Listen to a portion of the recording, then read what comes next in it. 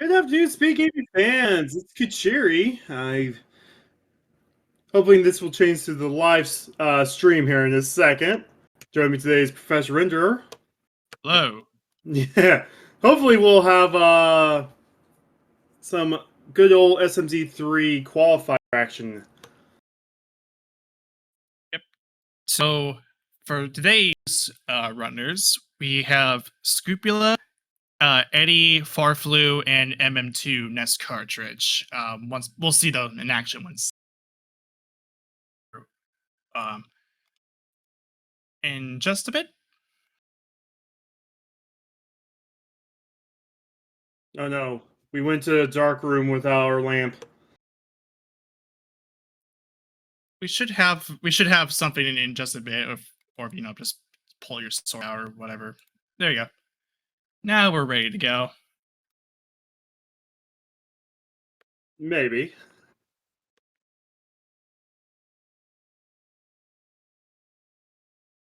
So, for those, I could kind of tell everyone what happened the first minute of this race. They started in Super Metroid. It looks like everyone went straight to Zelda right away. Being hard mode, there's two items they can grab in Blue Brinstar that I'm confident to say no one grabbed either of those items in Blue Brinstar, with where we're at 50 seconds in.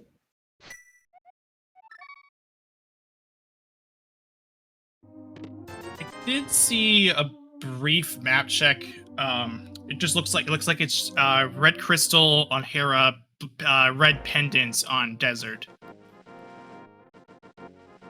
And those crystals are important because today's saying is 7 crystals to enter GT, 7 crystals to defeat Ganon, and all 4 Super Metroid main bosses.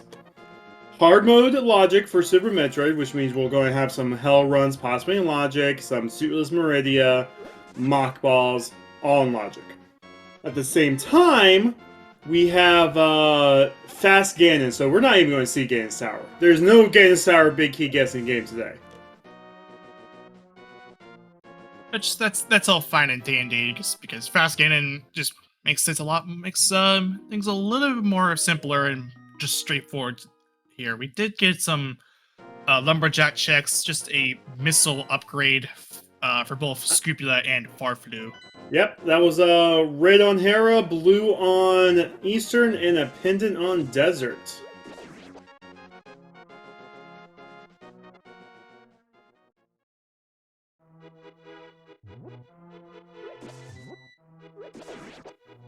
Oh, right. Nice drop of 20 rupees there. Yeah, always nice to see the oh no, wait, oh, that's just a regular 20 rupee drop. Okay, I thought for a second you were talking about the hoarder, not the. No. It was just a regular 20 rupee drop. These runners are trying to find their bombs, and more than likely, everyone's just going to be buying bombs in the shop here. Right. Yeah. So nothing too special here. Just out in the Lost Woods now. Of course, we're heading to Kakariko to get things underway. And Farflu will go ahead and buy 10 bombs to start off. Or tree pull. Oh, a tree pull here. Interesting. Yeah, you don't really see that tree pull because there's like 2 that you just normally get beforehand. Yeah, I never knew that was actually a tree pull ever. So shout out to Farflu for some game knowledge there. Yeah, there's 8 tree pulls, 4 in the light world, 4 in the dark world, and some of them move if you kill like a 1. Buying bombs. You got that 50-50 bomb in these pack of bushes, and go into the refill hut to get their bombs. Candace and Mario and Blindside out with the Morph Ball, half of Super Metroid unlocked to us already. And the mirror. That's a loaded Blinds hideout. Yeah, that's a pretty stacked, a very stacked Blindside with Samaria, Morph, and Mirror all being next to right in close proximity with each other. That's actually a nice way to kick things off here on this Sunday. Yeah, no, with that Morph Ball, as I said, half of Super Metroid checks have been unlocked to us.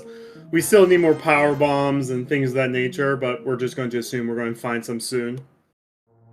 There's 10 packs in the game. Oh, Moon Pearl and the Well. Okay, we both are purple orbs in Kakariko. Yep, and that was actually, I think that was seen by Farflu originally. And then, so now Eddie will go and get that. I don't know if Scrupula picked that up already, or maybe just going from absolute bottom back to top.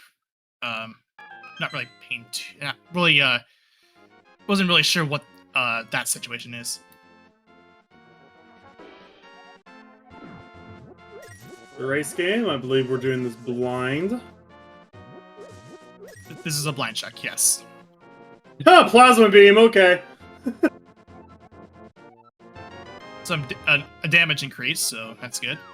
The best damage increase right now. Man, I thought this was supposed to be a hard seed, Prof. Games is basically being free right now. Yeah, this is a very free start, despite the fact that this is on hard logic. Of course, we still might have some hell runs coming our way. Maybe a suitless Meridia. And I love to, like, even though I haven't really watched a whole lot of SMZ3, a suitless Meridia is always will have a soft place in my heart, considering it was like the first time around when I was doing this commentary and stuff for this game, it was a suitless Meridia required Shack Pearl goodness.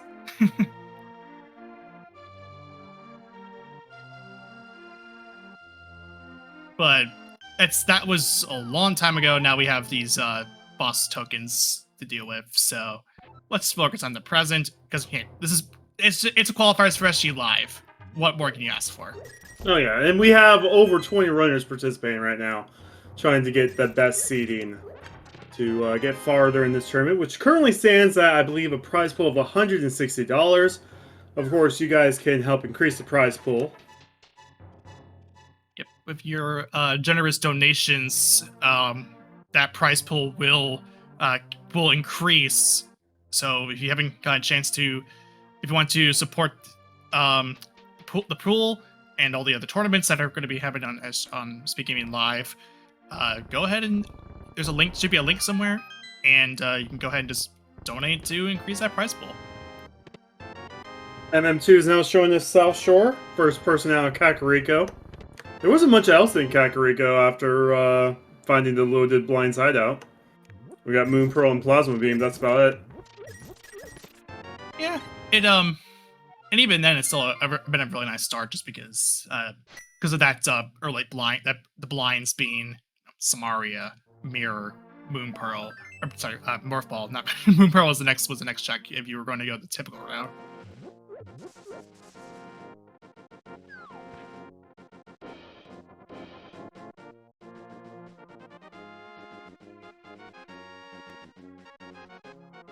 There's our first pack of power bombs. So now, if anyone was being very literal about what I was saying, now you can check half of Super Metroid. Yep. If you're good with your infinite bomb jumps, now you can do pretty much a good chunk of Super Metroid. Instead from your starting point. We don't have a main power bomb yet. Right, but I'm just throwing it out there. Yeah, if anyone can actually infinite power jump with power bombs, that would be a treat. That would be an interesting experience, honestly. And mostly impossible. But anyway, we're going to see what's in Mini Moldorm Cave now from MM2 and Farfelu. Oh, Scoop is actually going to do a dive into Hyrule Dungeon. Charge Plasma before 9 minutes. Someone reroll the seed. Ay, ay, ay.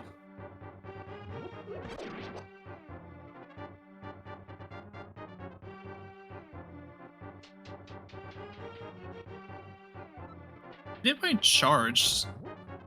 Oh yeah, that was earlier, I think. We just found charge in Mini Moldarm, and we have plasma. Yeah, In I fact- meant for MM2. Like MM2 had found it already, so.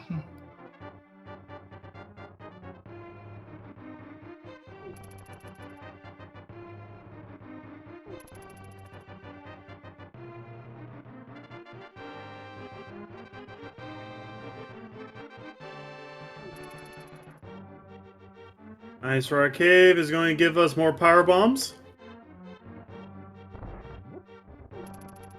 And MM2 is like, hey, 10 power bombs, charged plasma. I'm just going to be in Super Metroid for the next, 30 minutes, okay? Yep. Alright, that's fine. Alright. Now we have some Super Metroid stuff. It'll be fun. Powerful is also behind MM2. MM2 doing these very difficult wall jumps to go into the gauntlet. Gotta be extremely careful with 199 energy.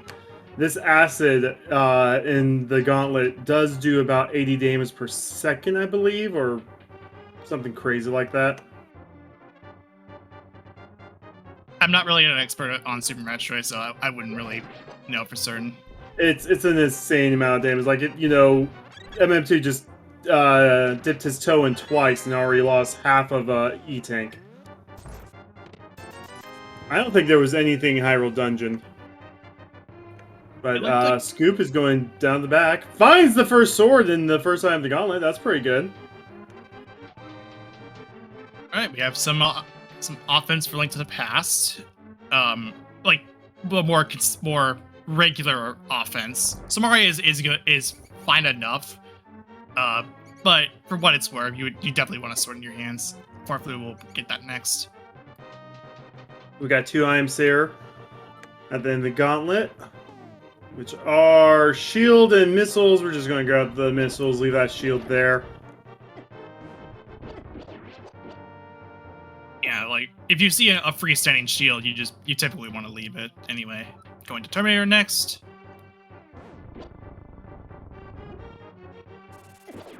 Or a bottle. Ooh, powder on Man Underneath the Bridge. That had to be the key, because we didn't find the key in the first few checks, but Scoop is going to go ahead and do the back of the escape without the glove. Hopefully we'll go ahead and get that bottle from off a Terminator.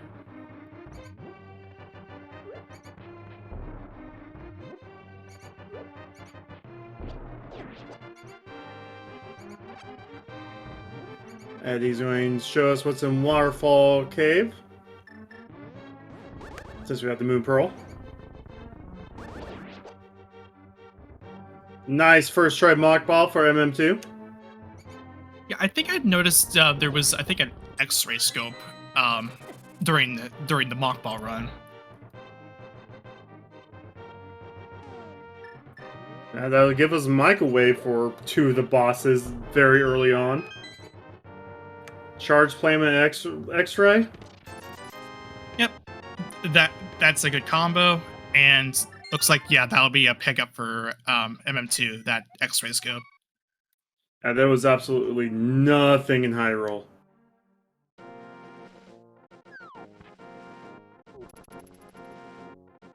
But that's what you do during qualifiers. You make the gamble, and if it doesn't work, it doesn't work.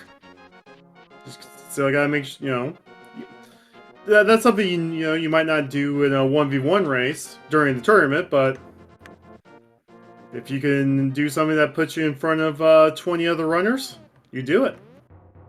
Yeah, you're looking to get the best, to have the best time and the best points out of these qualifiers. So you want to make these gambles so that you can have a better shot at getting that high rank, high points.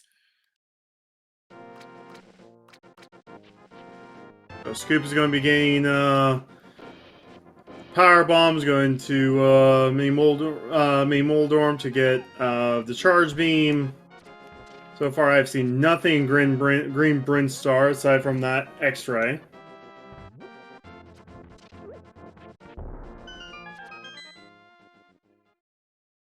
So far there wasn't. So far there hasn't been anything of value. Unlike like you mentioned that X-ray scope. So now heading further into Bryn with Pink Bryn.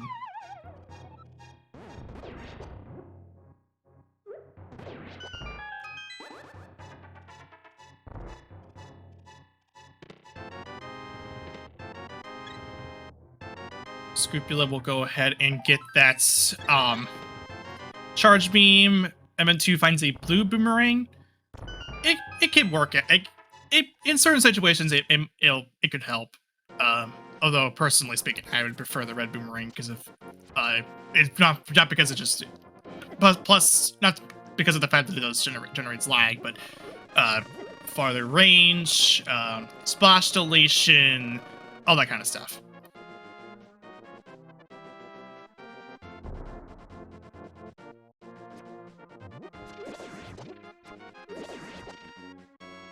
Ooh, Ice Rod and Charge Beam.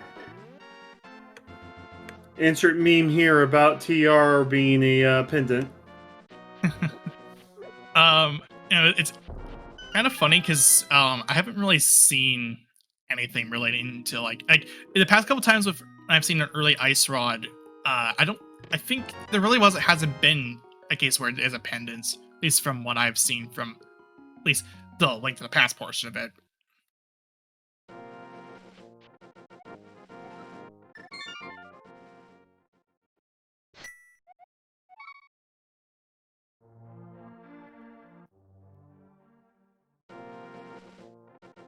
Is Scoop going to Eastern here? We haven't seen what's at Shirashla or the first few checks of Eastern Palace. Yeah, this is also because of the fact that everyone is currently in Super Metroid, and Scrupula is the only one that has not returned to Super Metroid yet to get some of the rewards like X-ray scope, Ice Rod, in a way Blue Boomerang if you wanted to use if you don't mind using the blue boomerang. We're going to find out what the green pendant is. Green pendant in Ice Palace. Okay. Okay, so might be a interesting choice to an interesting consideration when we talk about when we're dealing with our crystal situation. We did find the Ether Medallion off of Saha Hut.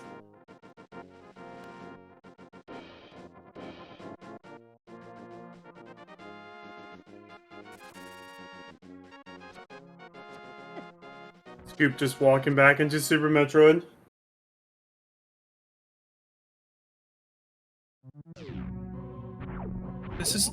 This might be a okay, so this is gonna be, I don't know what this is gonna lead to. But we are heading MM2's back in Retro Bryn.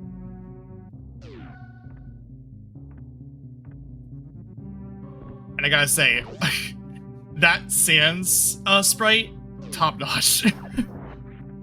Would you say he's definitely not having a bad time right now? Yeah, I would say so as well. I never played Undertale. I would know a lot about it. There's a lamp below. And now MM2 is gonna head to the Billy Mays room. First time in Billy Mays' room is bombs, but wait, there's more missiles. Okay. I was just about to say it in the most like monotone voice imaginable. Somewhere we picked up more ball bombs, or did they change that? I think there's more power. There's more power strange. bomb Okay. pickups. No. We had the bomb Torzio fight. Oh. I see. I didn't even notice. Yeah, originally, until recently, that fight didn't trigger unless you had morph ball bombs, but apparently now it just triggers if you pick up the item that's there. Interesting. Okay. So now, also on the side, MM2 did pick up that lamp that was originally seen before heading into Billy Mays' room. Big raid from SpeedGaming. Welcome to our first qualifier for the SMZ3 SG Online Live Tournament.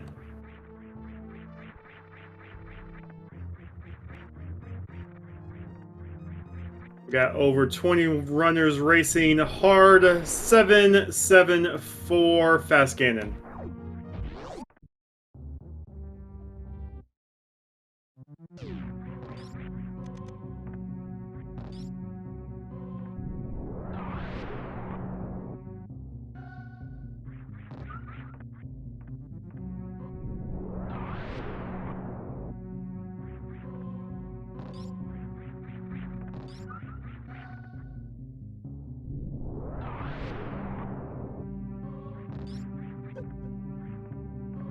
While we found the ice rod, we haven't really found much else. We found a sword. That's not going to progress us much at all right now.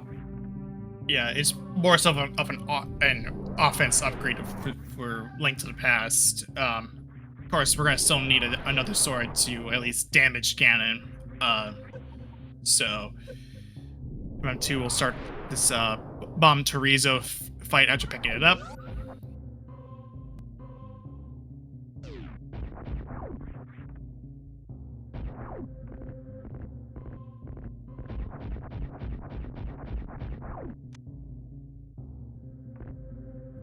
So I will expect both MM2 and Farfelo to go to the right.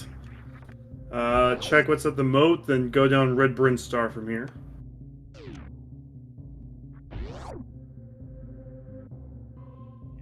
So, as everyone is, as MM2, Farfelu, and he's going through Super Metroid, Scrupula is going to go ahead and pick up some of the things that were already seen by those three.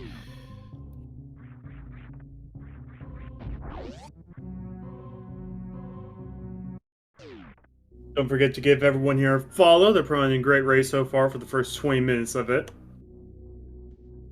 And this is only qualifier 1. There's still plenty of time to for either you to get involved, and for these runners to get some not much needed points to make it to the main tournament when we get to the end around September.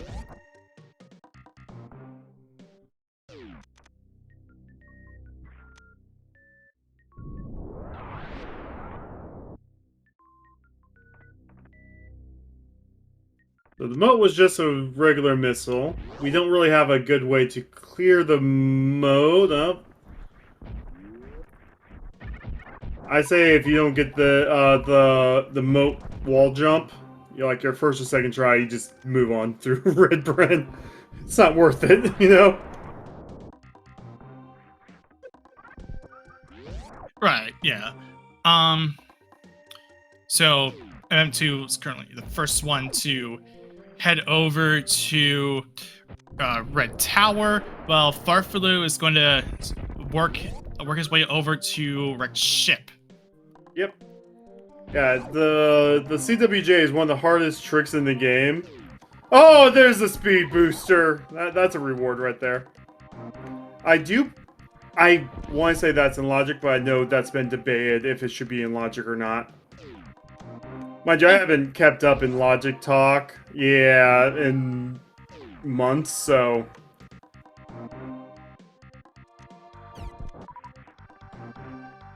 Yeah, one of our trackers saying that it is in logic within hard mode, so... Yeah, with that speed booster being there, that's just a major reward for Farfelu right now.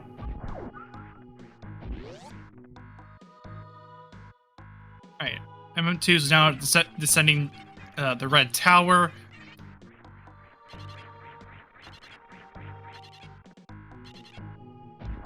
Oh, Grav Suit also in Rex Ship? You doing that jump across the moat is gonna be what you need to do to get those two. Or if you want to take the easy way out, I would say just grapple beam. Well, you gotta find it first. So grapple beam, high jump, two of the ways to get across the moat with Speed Booster and Graph Suit both been found and past it, so these runners are thinking that those are still out in the wild that they can use to get to Wreck Ship easier. Right, and that's and again, just goes to show the skill level that we're seeing with these four. Like these are Oh, incredible runners. X-ray! Ooh, X-ray! yeah. Love to see it. The microwave strat. Yeah. Yeah, no, you definitely to kill Fantoon that fast. Oh yeah. Reward for killing Fantoon will be Crystal number 5. Alright, not bad. So that's the first crystal on the board. Looked like M2 took a death somewhere. X-ray.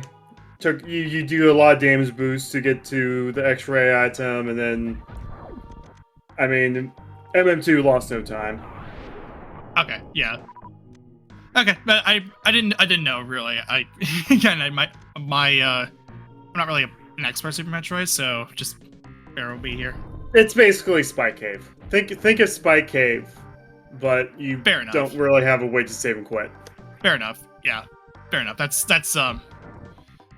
So that's more reasonable to assume.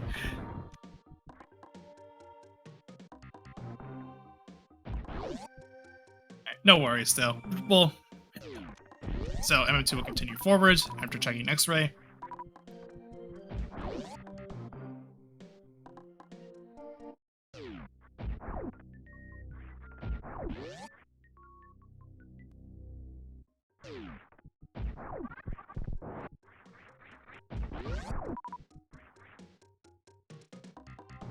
Phasers the grappling beam. That's your way to Wreck Ship. Okay, so that's actually nice. That gives MM2 a lot more of an easier time to get the grab and the speed booster.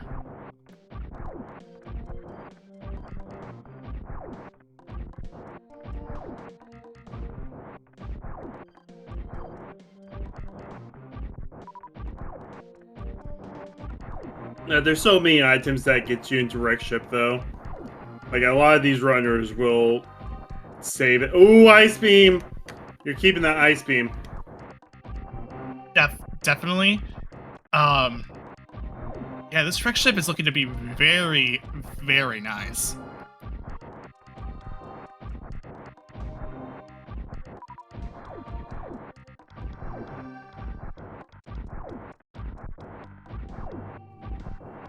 You wouldn't be surprised if you start seeing Farfaloo skip Super Missile packs that aren't instantly grabbable.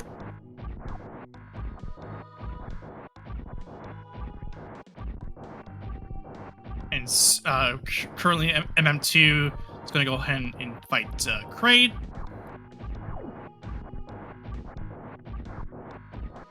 See if we can get the quick kill, or we're going on a prom.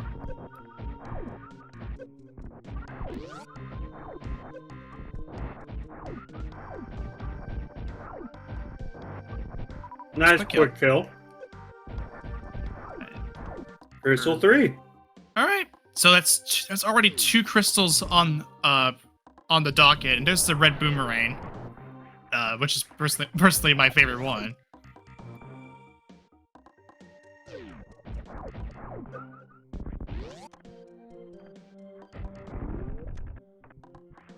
And there's another shield for Farfaloo that's freestanding, so much like the other one, leave that alone.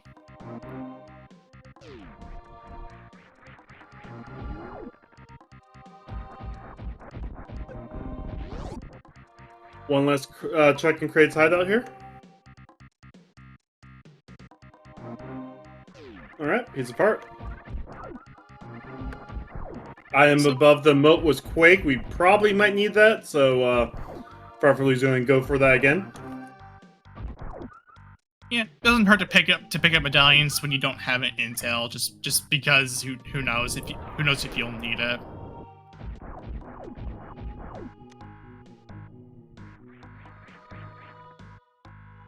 Right, and MM2 is now heading into Upper Norfair. Eddie's now about ready to fight Fantoon. Has the microwave set up as well. Yeah, that early microwave definitely being a big thing to have, just because now you can destroy Fantoon and Dragon a lot easier, as Farflu's gonna know. Oh, high jump boots. Oh wow. Okay, off of Crumble Tower. Farflu's gonna go and sit Farflu, here. I don't think Farflu. Nope. You get one more chance of this, Farflu. Nice X-ray for Eddie for Crystal 5. Oh, barely makes it.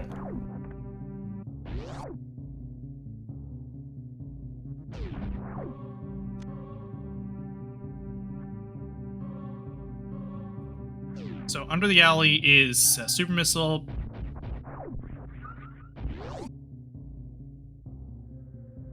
The Speed Booster Lock Time is another E-Tank.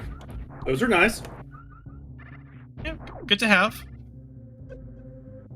MM2 is going for Ice Beam locations, going Crystal Flash to regain everything real fast.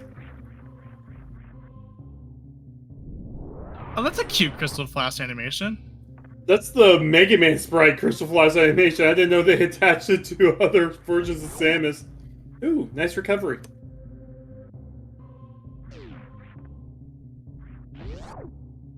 Yeah, that's why I said it was cute. That's like, okay, interesting.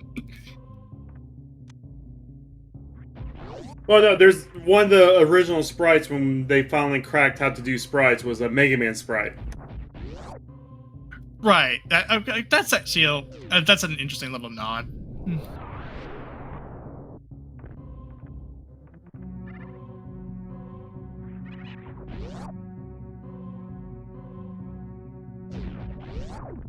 Oh, we find the best beam. Yep, Spazer. So, we're almost. I think we're almost there for getting all the beams. Just missing Wave Beam. High jump is a heart container.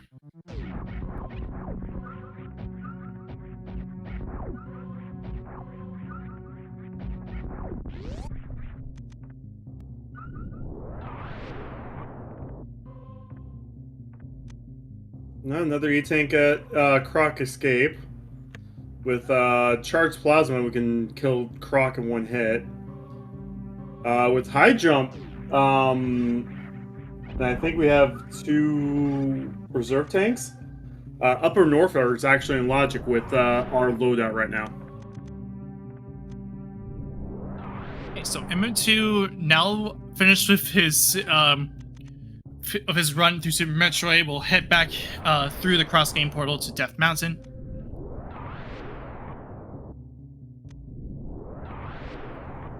Scoop is going to show us Shaft Supers. My least favorite check in this entire game.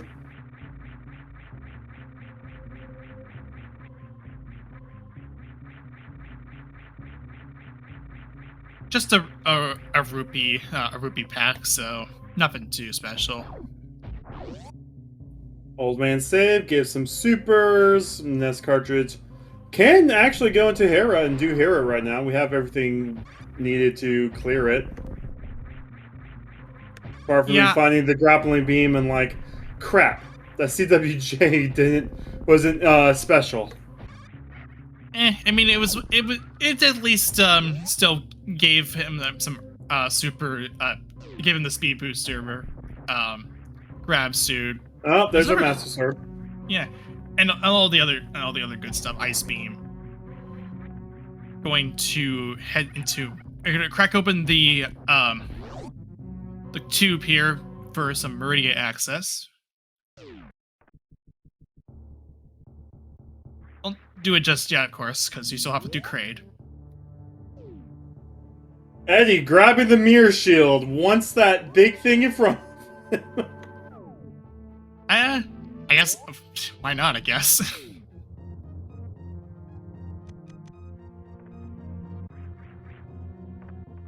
Hopefully using the X-ray as intended. Oh, and as chat is pointing out too, Aga is now in play. Yeah. We don't talk about that. Yeah, I mean it's there. It is an option. I don't really. It's kind of with SMZ3. It's kind of late. If depending on what you get, you get to Aga fairly later than most than vanilla Link to the Past. So also Farflu did also get another success. Get a quick kill done now for the third crystal.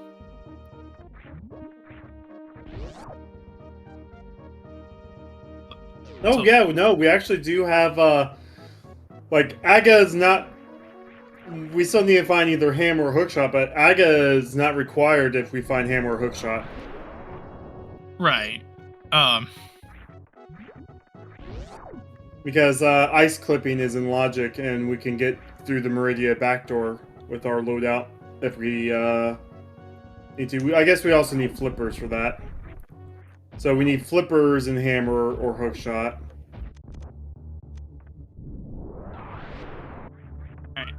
After having a little bit of difficulty with doing the boat jump, we're gonna go. Scrupula is gonna head down Red Tower. It looks like. This cartridge found out that there's an item on the boss and in the chests in the first floor.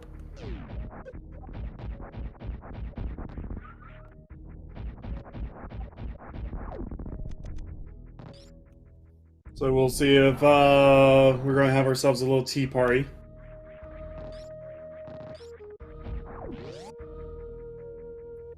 One more spin and Moldorum's dead. Don't fall!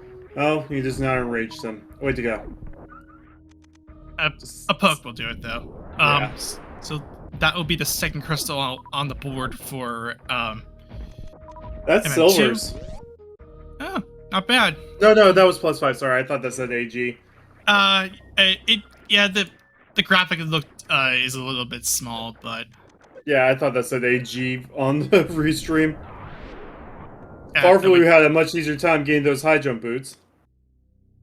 And Nest Cartridge is going to do the tea break. Yeah. I figured you're still here. You want to make sure you might as well just leave. You might as well just stay here while you're at it. And plus you don't have a whole lot of equipment to you don't have any equipment to go to East Step Mountain, so the best course of action really is just to do this while you're here. We already have a pretty healthy seed so far for MM2. Almost got a full row of hearts here. Yeah, on the Link to the Past side, we're looking very healthy. And he's going to show us what's in Criteria Power Bombs.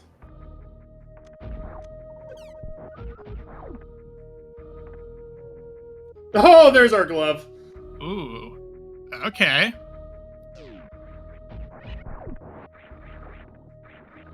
There's our various suits. Okay.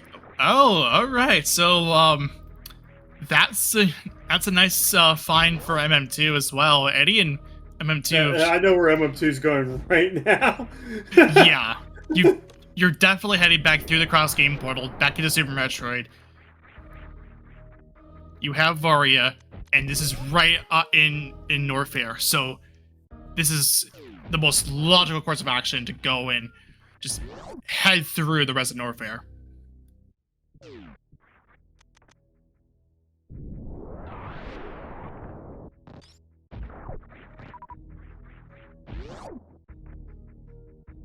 Yeah, so we found a glove. Hammer now gives us normal Dark World access. And as Sanders is pointing out, that is also Super Metroid Go. Yep. No super hard tricks required today. Unless unless Flute's in Lower Norfair, and you need to do the lava whatever without space jump. Yeah, and that's something that MM2 has yet to see yet. That the grab suits. And another player has seen space jump yet. So run a bug net. That's something that MM2 will gladly pick up.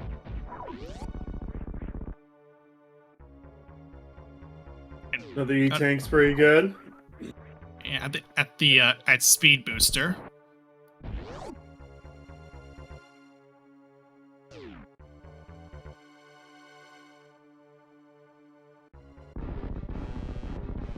Scupula about to start his crate fight.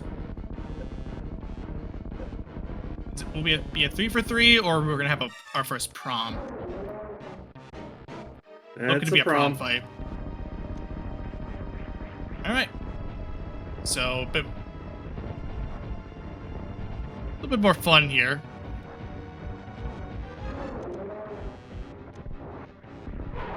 Way too much Mega Man lately. For a second there, I thought Samus was already down MM2 side. So that's Scoopa's first crystal after defeating Kraid. We'll get the red boomerang here. Half magic in Norfair reserves.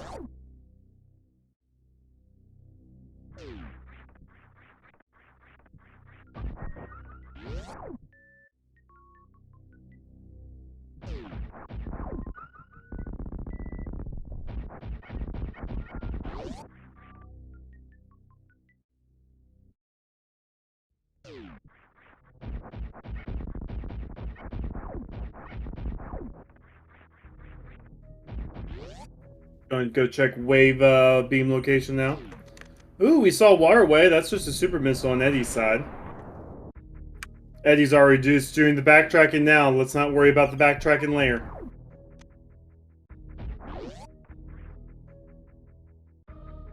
Barfalu's going to go into Meridia. Yeah, he had opened this up originally, but the fact that you have Grav already and you have Grav, speed booster, high jump, this is pretty much a no-brainer.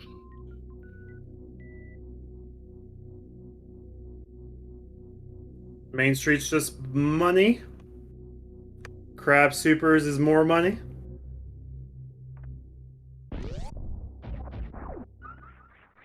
I mean, all of Meridia is pretty much free with our loadout right now.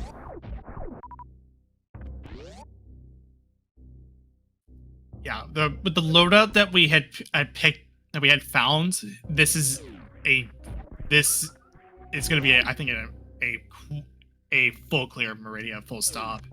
Heart container at the top.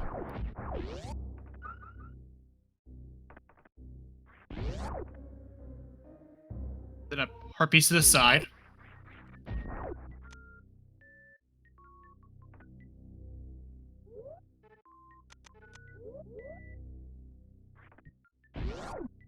And to answer a question from the chat, our settings for the SpeedGaming Live tourney will be a hard fast gammon, 7 crystals enter GT, 7 crystals to defeat Ganon, and 4 Super Metroid tokens to unlock Turian.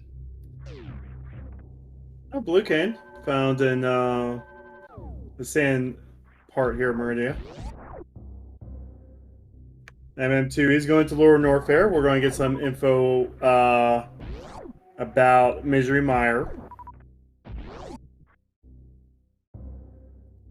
Yeah, with the fact that you pull Averia out of Hera basement, and I mentioned this before, it's a no-brainer that you go through the entirety of Norfair, both upper and lower.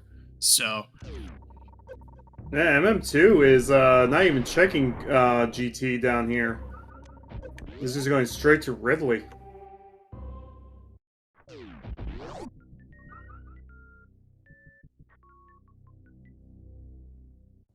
Just X-raying all these golden pirates. Nice. An effective strategy to get through the wards in the game. Again, charged plasma ice, you're doing quite a bit of damage. The only thing that would make you do more damage right now would be finding that wave beam to have the full beam combo. Speaking of wave beam, Farflu had found it here in Meridia. Yeah, no, I am wondering why MM2 just skipped Mickey Mouse. Might just be a complete. Might be committing to a full rush of Ridley. I don't know. I mean, you're not in Zelda Go mode, so you still need to find items for Zelda.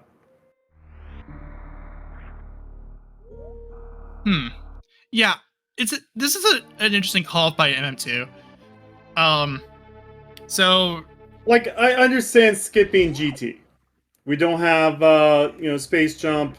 That's fine. I'm more questioning skipping Mickey Mouse here. Yeah, I think my there's Kate by the way. I think my reasoning could be just it might just be a rush of Ridley. That's the only reason that I could think of. Yeah. I don't know. Arthur, we have chat predicting that we're going to have a reverse amphitheater.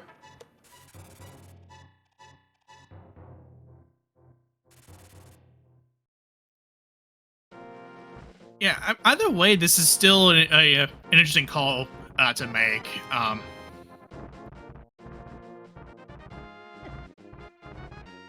mean, you have the super missiles, you have, most of the full beam combo. Yeah, and it won't be until you enter Meridia to get yourself your full beam combo. We call it with Spazer Quispy. Yep. And Farflu is doing Shack Tool. And we have Ridley.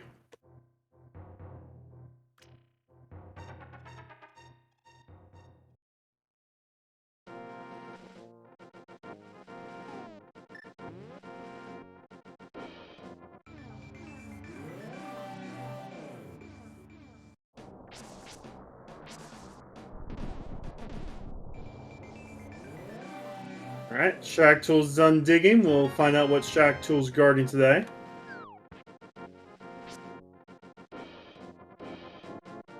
Oh. Okay, that's important.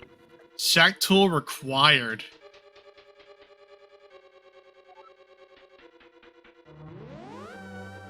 That's more than a little important right now, yeah.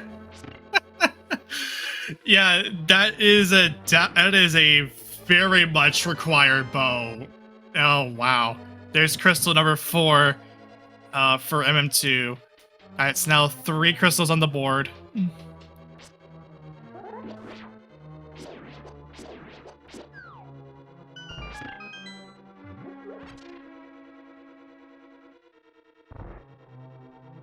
Yeah, Farflu. I feel like Farflu is definitely feeling really good considering the Shack Tool play and paying off dividends with the bow.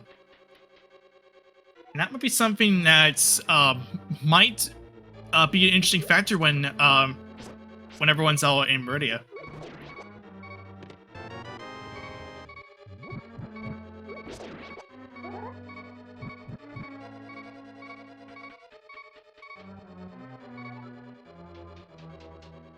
And yeah, to answer a question, chat, the progressive bows aren't a thing in SMZ3. It's just the bows are split. The bow and silvers are split apart from each other, unlike what you've seen in Vanilla Link to the Past.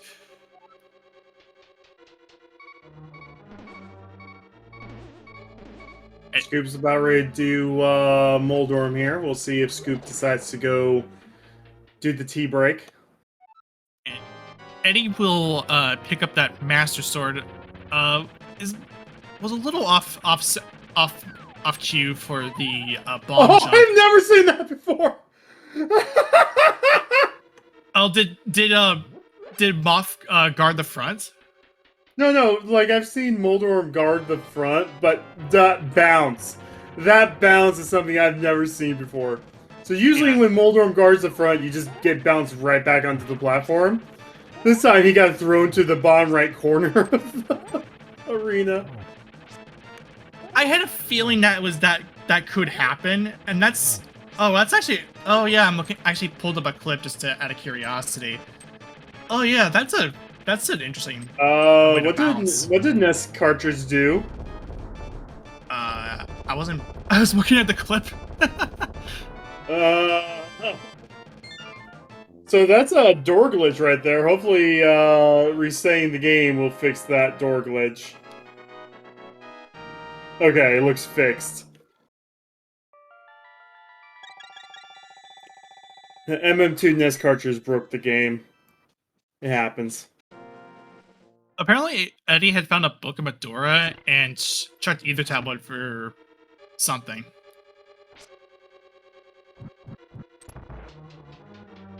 I have no clue where Eddie got booked, though. Yeah, I don't even know where that book came from. Oh, second glove, on Ether? On Oh, Precious. Oh, okay. So we probably need those mitts. All right, Farflu's now waiting out the Keiko Love sequence, as I call it, because it spells out Keiko Love. Oh, and there's a hook shot. I was gonna say those guys spell out Keiko Love before Dragon shows up, because it was written by one of the programmers, programmed by one of the programmers to it's a little bit of a little present for their then girlfriend at the time. Yep, and Kraid boss token was on the boss here, so we know what the 4 bosses of Metroid has. So with that knowledge in mind, that does mean that 3 of the tokens are in Dark World. With 2 pendants. And 2 pendants.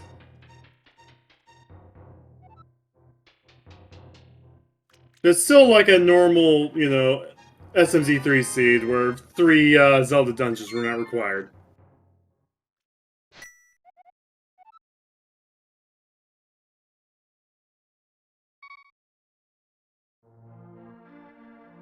So MN2 will go ahead and pick up the hook shot from the jail. As Eddie will get the crystal off of Moldorm.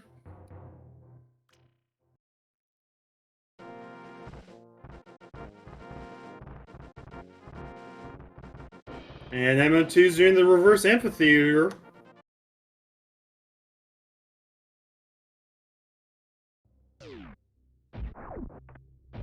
Scoop got their Varia suit.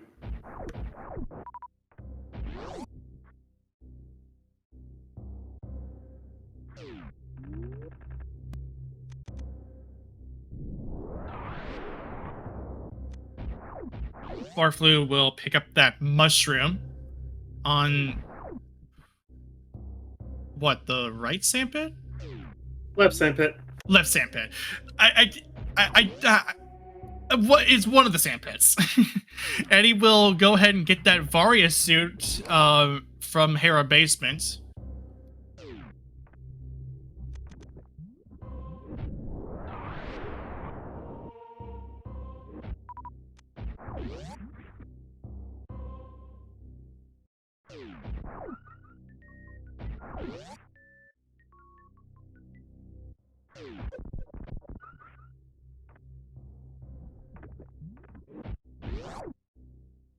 I wouldn't be surprised if Farflu decides to just finish out the rest of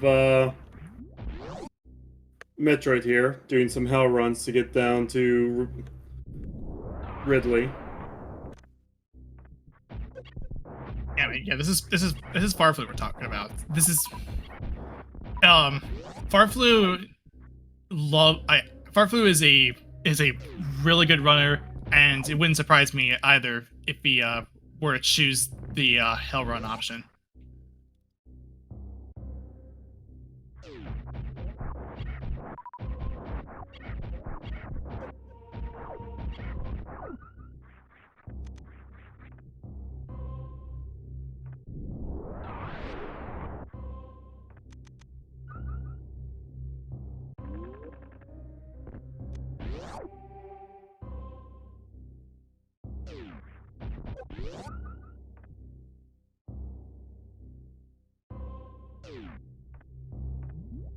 All right, and now let's see, M2. Is that Gold GT? We'll find out what 2 items are here. And with the hookshot can go into Meyer. We have Kane. We can. It's going to be a very hard fight against Vitreous, but we can still do it. Yeah, it's not impossible, but what I tend to do is I just throw on cape and to just start swinging away with a master sword just to extend out the time that you have with the cape. And speaking of magic, we have half magic here in Bubble Mountain. Yep, Norfair Reserve. We saw MM2 get earlier. Okay, yeah, I must have missed it then. So in that case, you'd have plenty of time for that. Ooh, Spring Ball, best item in the game. Yep, on the Showcase Showdown.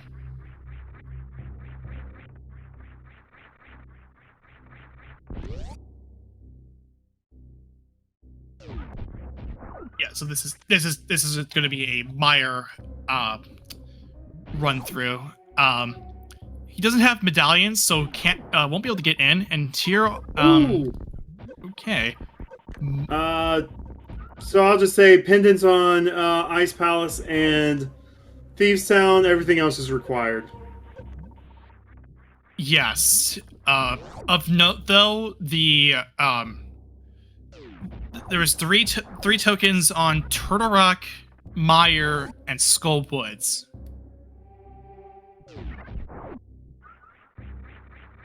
And Bombos was required for Meyer. So no access yet for either of our runners.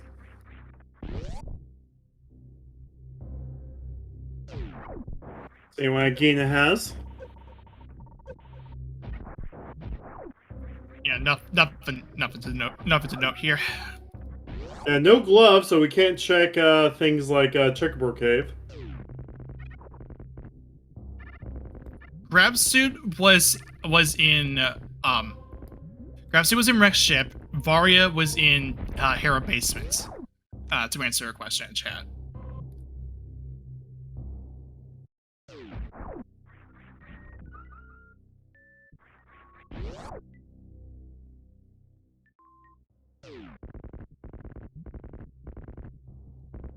Nothing to report on with the Hera Basement, the Meyer Shed.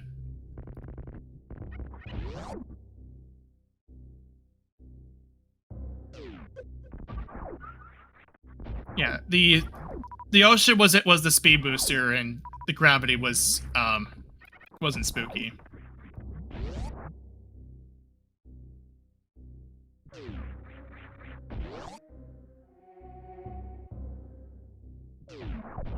MM2 gonna go into Desert Palace.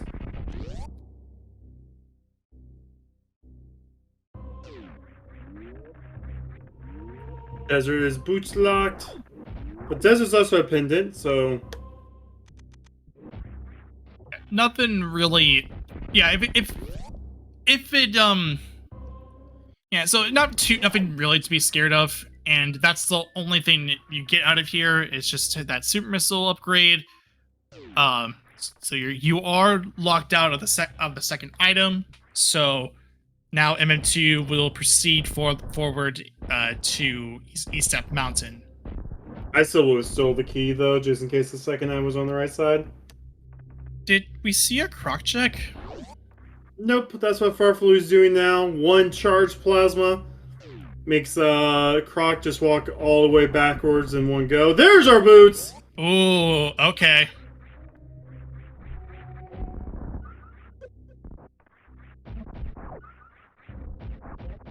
One of our runners today, Ivan, was talking about if I get another bootsless, speedless seed 3 times in a row. Nope. You definitely have your boots and speed this seed. Yeah, you go in. You get rewarded for Croc. With the Croc play, and if once Scrupula, Eddie, and MM2 make over to Meridia, so as long as they don't skip Shaktul, which I don't see why they wouldn't, because you have quite a lot of you have pretty much the entirety of Meyer to no, not pretty much. You have the entirety of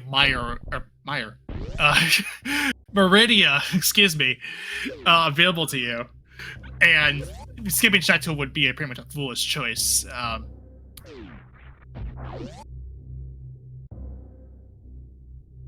M2, having a little bit of trouble with that bomb jump, but decided no big deal. We'll just go ahead and do it. Go from the normal way down. Just go from the bottom and up to the top. Scrupula will head. We'll do that Croc play, and we'll also get rewarded with the boots.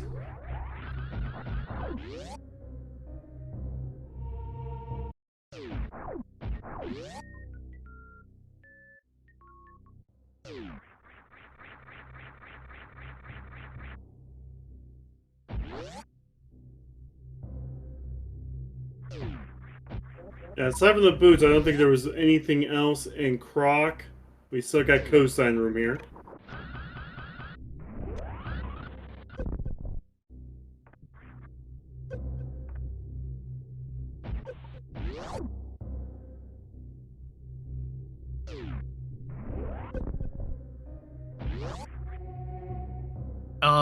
From the Spiral Cave, MM2 does get blue mail, and that's enough Link to the Past for him. He says it's time to head back into Metroid. Yeah, he needs to find the gloves here in Metroid.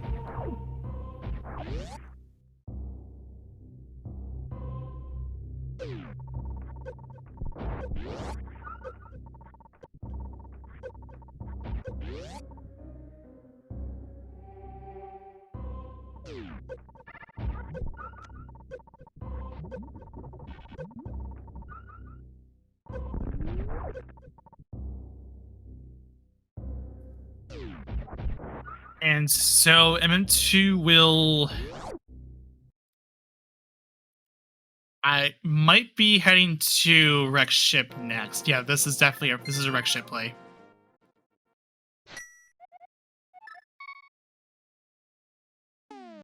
So this will result in grab suits, speed booster, ice beam. Yeah, quite a lot of stuff, quite a number of things here. Checkerboard Cave was checked, 20 rupees there.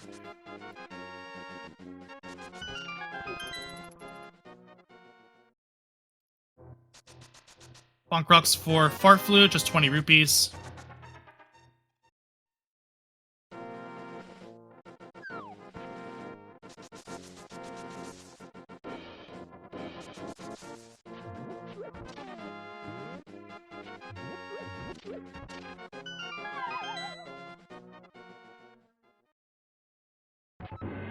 Farflu heading to the back of Escape next. We know there's nothing back here thanks to Scoopula from earlier. Yeah, this we know was nothing because Scrupula had done this at the back without a lamp, so and without a glove. So it's information for Farflu, but as far as we're concerned, we knew this was nothing.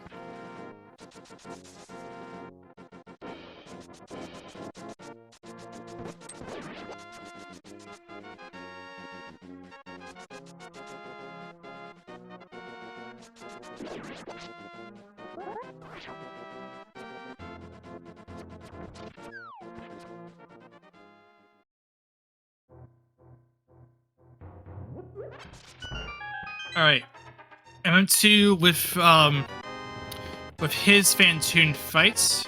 Farflu will now get the Ether Medallion.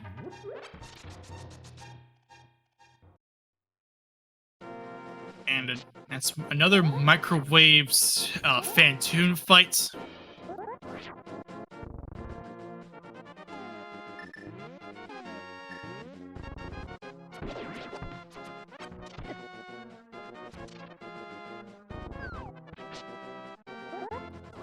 MM2 now picks up the crystal number 5. And that's now 4 crystals over on MM2's side.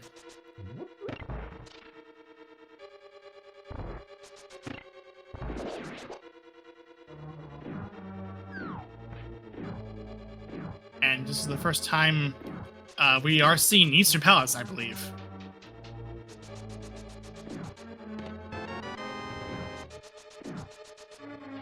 Also, welcome on in the raiders from the SpeedGaming Dutch channel. You are watching the first qualifier race of the Link to the Past SMZ3 SpeedGaming Live online tournament race.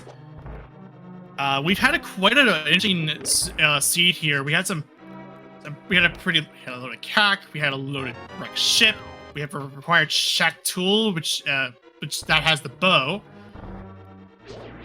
and we also have a required croc. Or at least a nice croc, I would say, that has boots. So yeah, it's been a very entertaining race here, and as MM2 now gets the Ice Beam.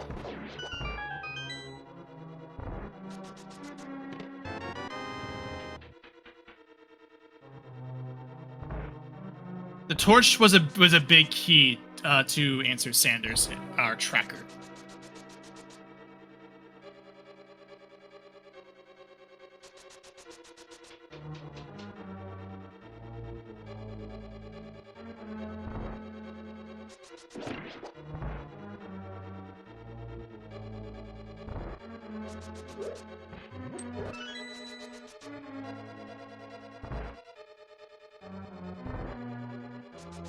Alright.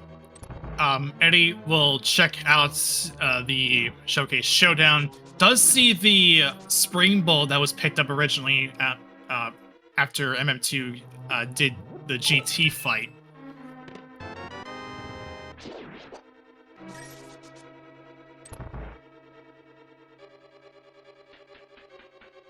Farflu's about to go back to Armos with that big key. We'll find out what's on the big chest first.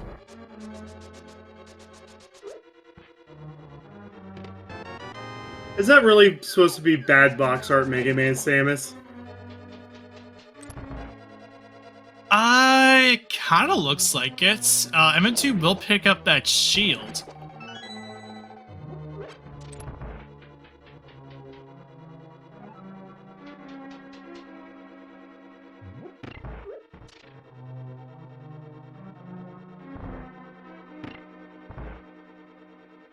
Nice speed booster through Norfair here.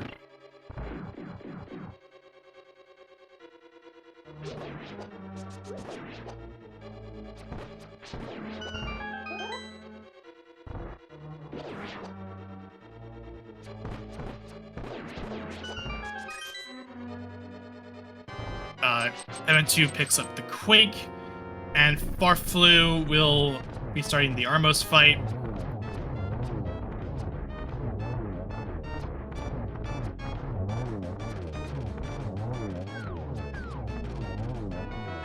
And there's our...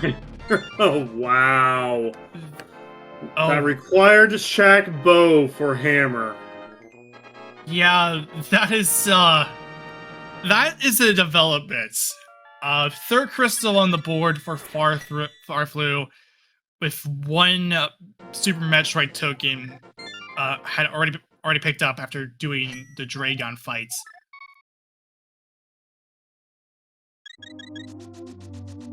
I love Ghost going straight into pod. Yeah, this is definitely a case. You definitely make the case to go and do pod here. Yeah, you could have done it right from Eastern, just run straight down. Yeah, but Farflu has other plans. This is namely a Village Valcast check.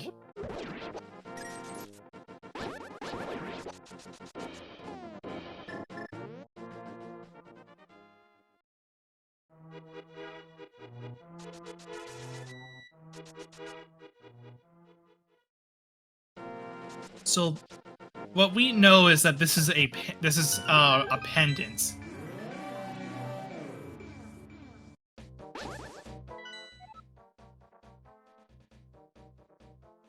And we did have we already have one of the 5-6 crystals, and that was from one of the Metroid bosses. Yep. So Pyramid Fairy is open for actually I think it's open for Scoopula now. Yeah, we did. Did we have a 6 crystal? No, so it was Crystal 5. That was either Phantoon or Kraid. Yeah, I think it was Phantoon that had crystal number 5. Yeah, and our tracker is confirming that that Phantoon was a 5-6 crystal. And since we knew that the Hera was also a 5-6. Yeah, Pyramid Fairy is open for the taking. Once you get Bow, of course. Yeah.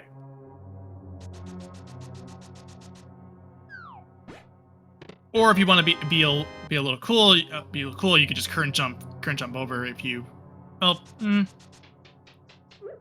if you have bits.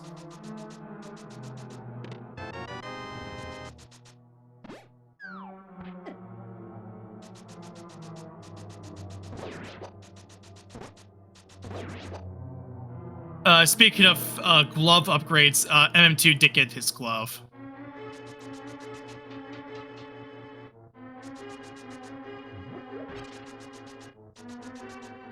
MM2's also going to check Chef Supers here.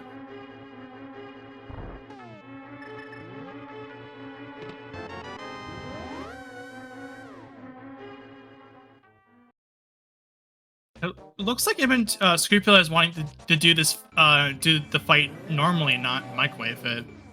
Maybe it might not be comfortable with doing the microwave strat here.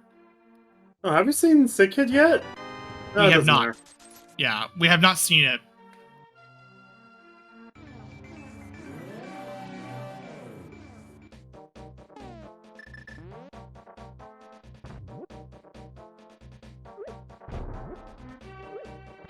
It's a little too early with the throw there, but Farflu will now go ahead and check the brewery for screw attack.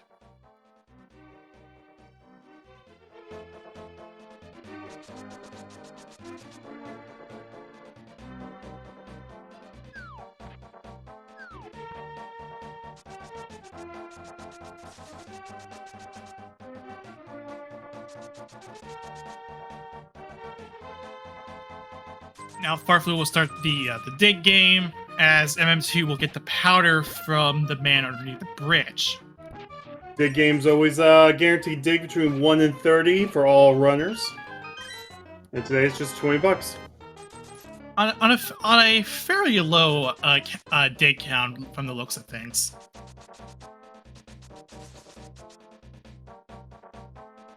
That's Scrupula knocking down Phantoon. That will be crystal number 5, and now 5-6 crystals have been acquired.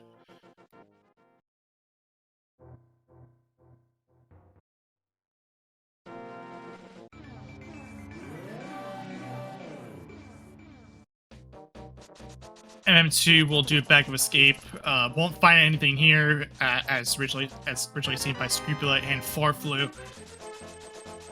Sooner or later, though, MM2 will have to make his way over to Meridia, and especially Shaq Tool to get that bow.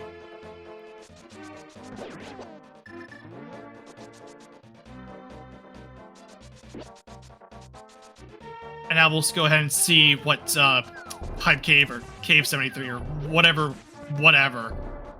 name you want to call it.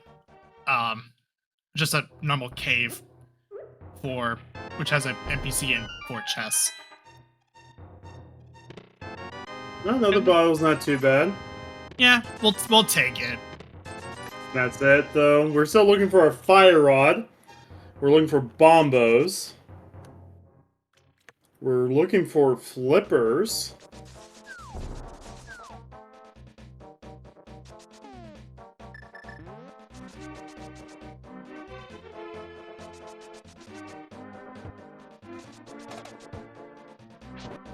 And as I mentioned, I was mentioning too that MM2 will eventually have to go back to Meridia, going to Meridia to get the bow, and now Meridia, and MM2 is heading into Meridia.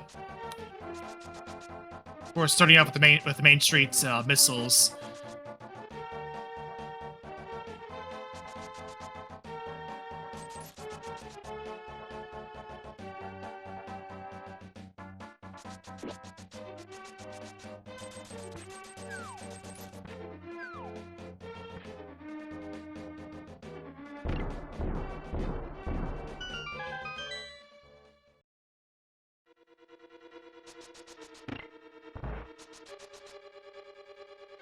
Farfoon heading into pod.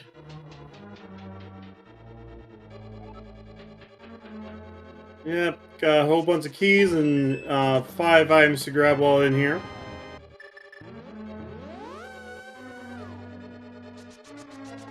Yeah, always start with the keys. If you count them right, it can either between 4, 5, and 6 keys. At the front, it's at minimum 4 keys. Sometimes you see 5, and very rarely do you see 6. Case in point, we have Tempered Sword for Farflu as the first item here inside Pod.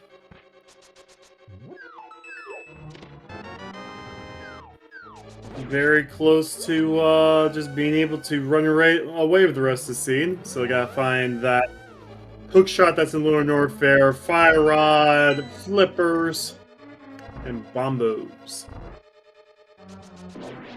Correct. And yeah, this has been a very nice tournament seed, qualifier seed, just to start off, because there's a lot of different things here. We have a loaded CAC, a loaded wreck ship, required Shaq Tool.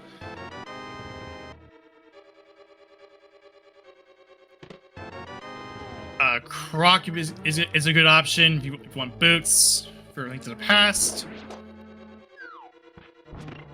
and if you go to Hero Basement, you get a Varia suit, which Farflu has not been into Hero this entire time, mind you. So he's been doing this completely without a Varia suit. Mario suits Mario. I wonder if the two are related. Probably not.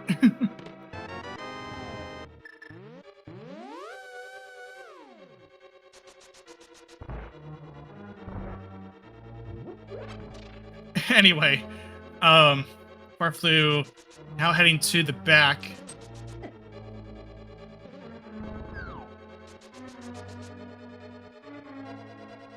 Oh, and Eddie has gone into Croc to get the boots. M2 does see the mushroom on the left sand pit. I like this image. The annoying dog being held by a Chozo statue as they're walking down the bowling alley.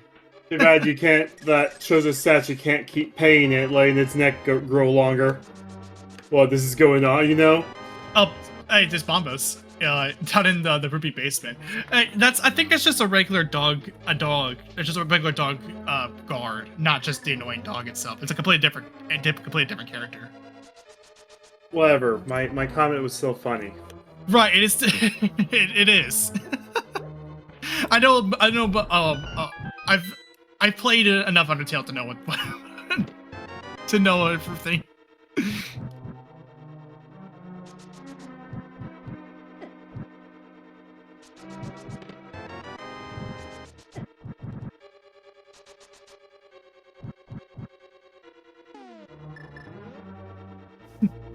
Alright, big chest for Farflu, as MM2's now doing Shack Tool will receive that bow. After a bit of a coffee break or tea break, whatever.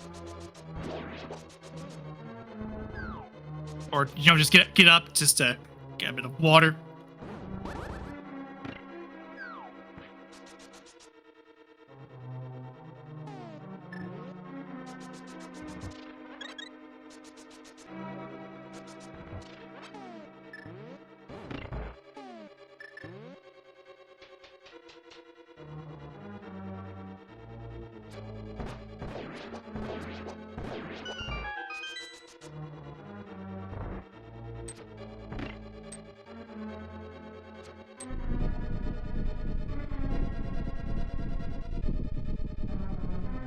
There's that bow for MM2.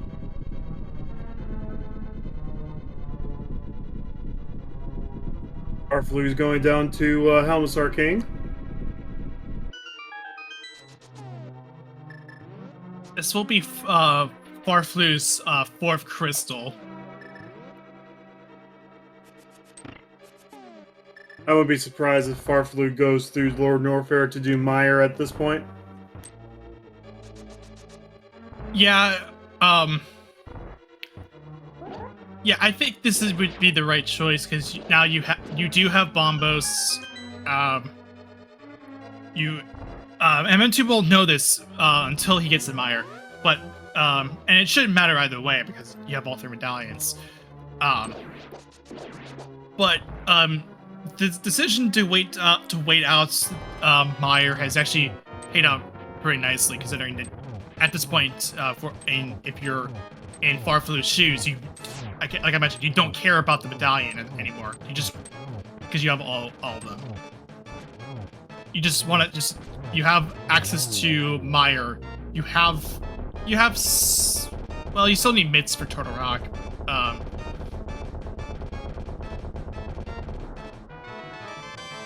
But if you did have mitts, then you could get as far as you can in Turtle Rock before you get locked out by Fire Rod. Which could, you know, either be one check or all the way to Laser Bridge. Yeah, it depends on the key layout.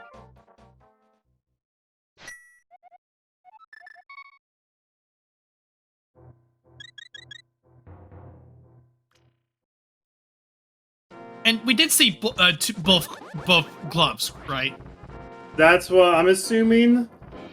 That's what someone said.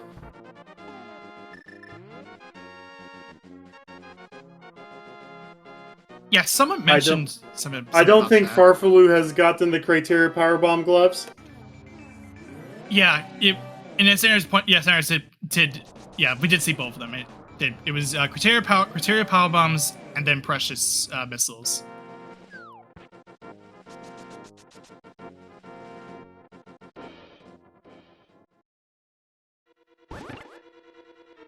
So, MM2 will actually be the first one to have mitts in this case.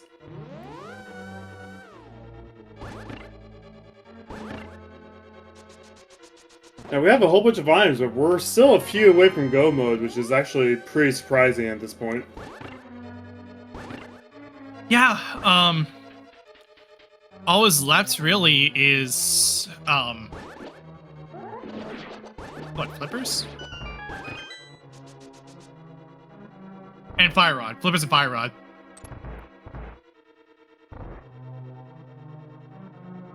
Alright, MM2 now is going to wait out the Keiko Love cutscene as he's waiting for Dragon to show up and get ready for another microwave round.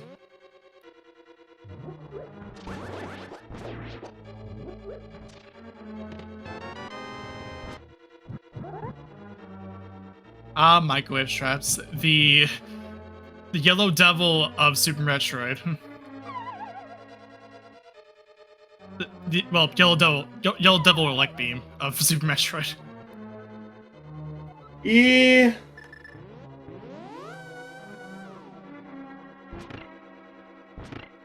You're not sure? Yeah, I don't know what to say to that. I mean, I mean, I'm not wrong.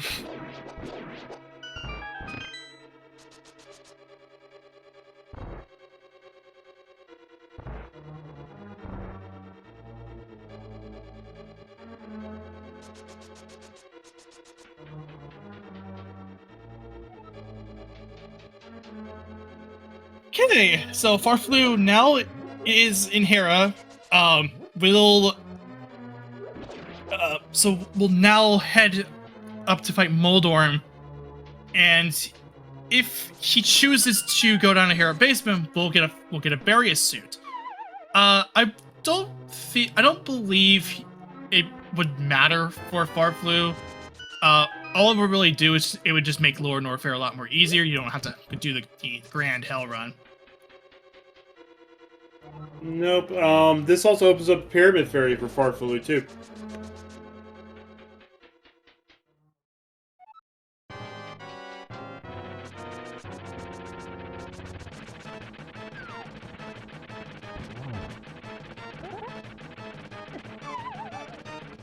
Oh, that's a fall for Farflu.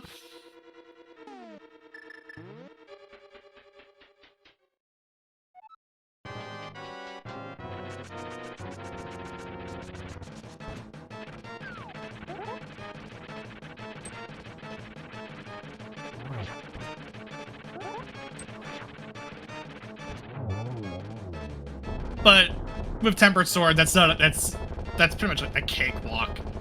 So make it up for the recovery, make it up for that fall there. That's 5 crystals now on the board for Farflu.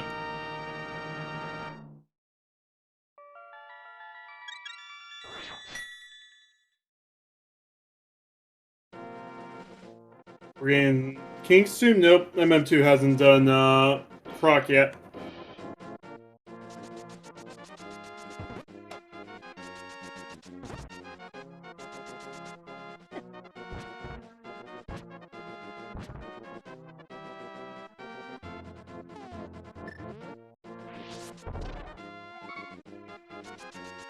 Nice use of the net dash to get a fairy, pretty much on first frame.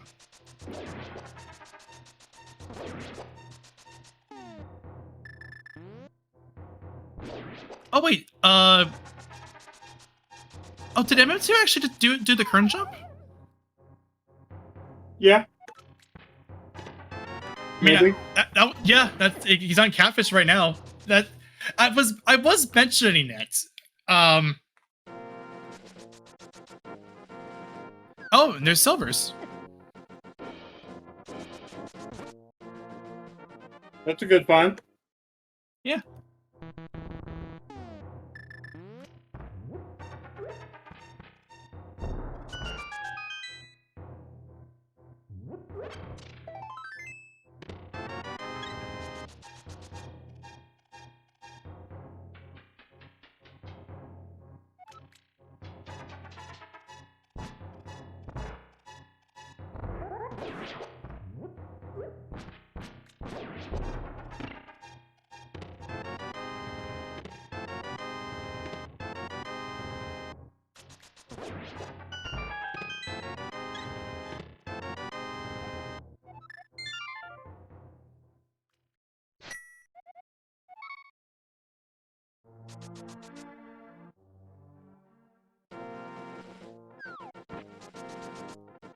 Okay, so MM2 on the way over to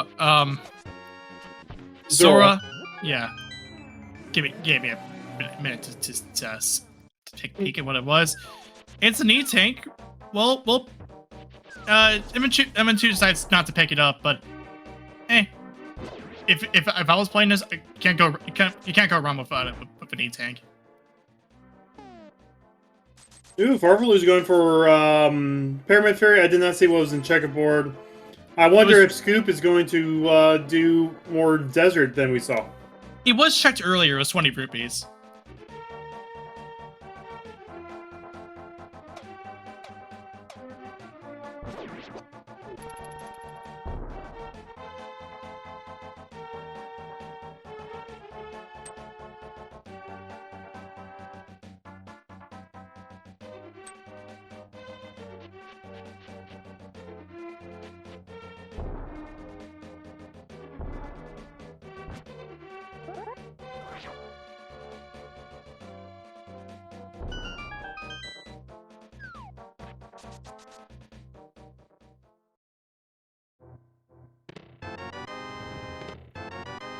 Well, there's those more bombs.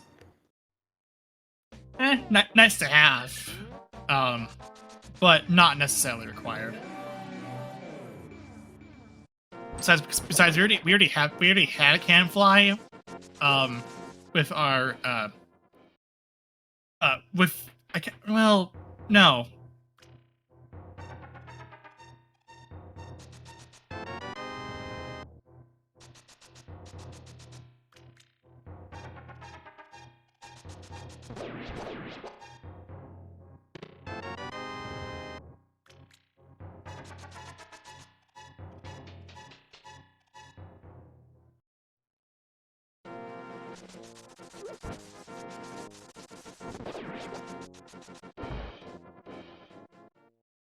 Yeah, Scoop's actually going deeper into desert. We'll see if stealing the key would have been worth it for MM2.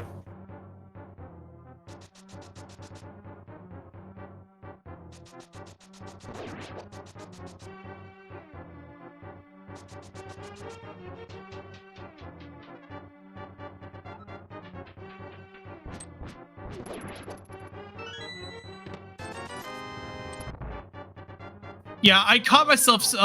I was caught myself there because I was like, wait, Spinoza can't really. It's not really considered a can fly. So we did have those morph bombs are our can fly. Yeah. Even though it's late. Yeah, so we found our gold sword in desert. Gold sword would have been MM2's Timber Sword.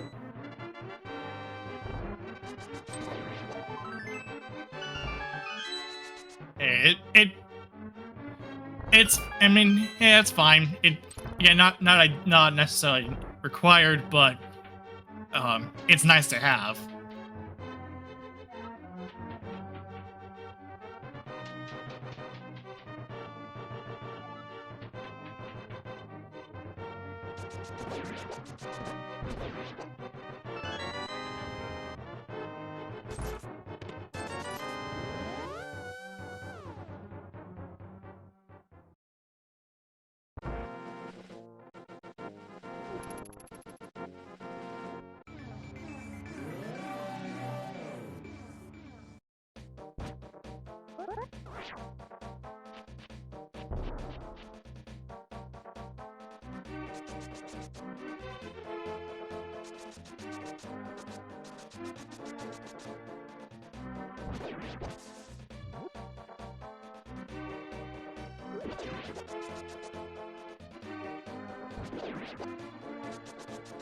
Farflu will first turn the mushroom. And then after that's done, this will be a catfish plate, and that will result in silvers for Farflu. Thinking Meyer has to be the answer right now. It has to be. Yeah, Meyer. I'm pretty sure that or the back of Thieves Town. Yeah, and one of them one of them is clearable. Both of them are clearable, but one of them is required, and that's Meyer.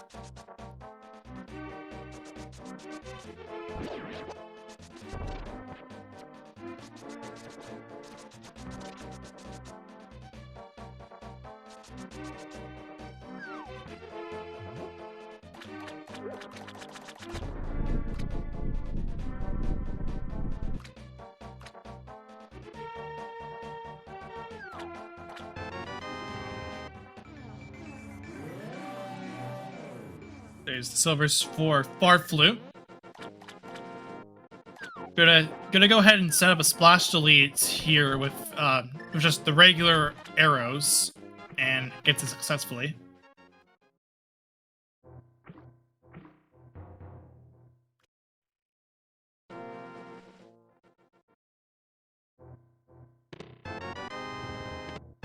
And there's also another thing, some other stuff to point out as well, that Dark Depth Mountain's open. We have Smith's Smith Chain open, in addition to Thieves Town and Mire.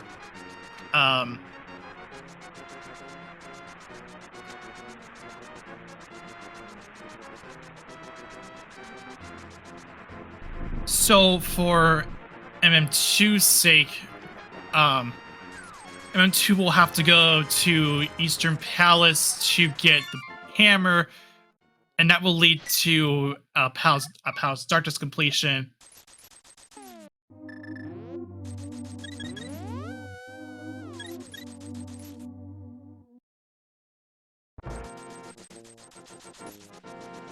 Yeah, we fully checked all of Super Metroid now, haven't we? Pretty sure. We've seen pretty much the entirety of Super Metroid. It's now just a matter of going through Link to the Past. And Eddie has decided to skip Shack Tool. This is going to be very tough for Eddie, because that bow is required full stop. And skipping Shack Tool means that he won't be coming back for that until much later, I would say.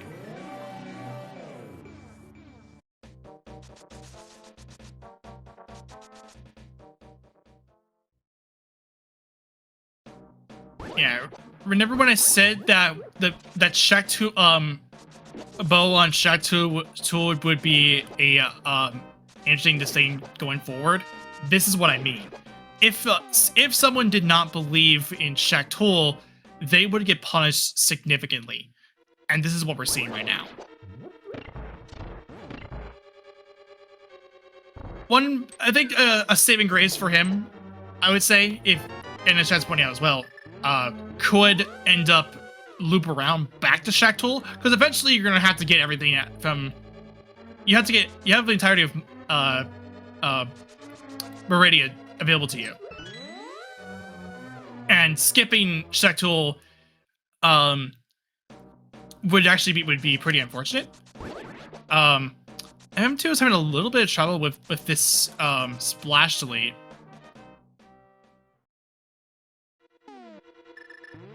Yeah, that's 100 rupees wasted. Yeah, he's been having a little bit of difficulty with trying to get the timing down with this with the splash delete. Does get it. It doesn't. I guess he decided to leave it alone, and will instead just maybe head back into Eastern so that you can get the hammer, so that makes doing the 5-6 crystal a lot easier. We know it's not really anything of note, but that will be in the back of his mind. And yeah, okay. So Eddie did end up choosing the wraparound. Okay, that's good. So at least he's not completely leaving this out.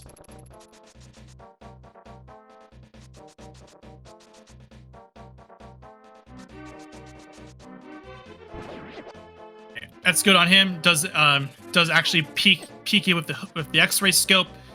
Knows what it is.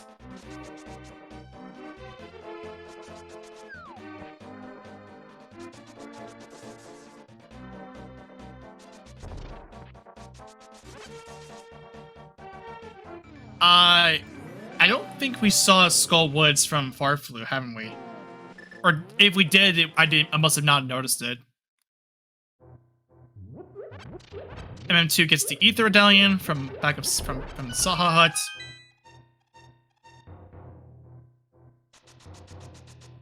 Okay, yeah, Sanders did plus the trackers, Maddie Walkherd and Sanders keeping us up to date. Yeah, there wasn't anything of notes that you could do from the front. Either use it for one item or both items.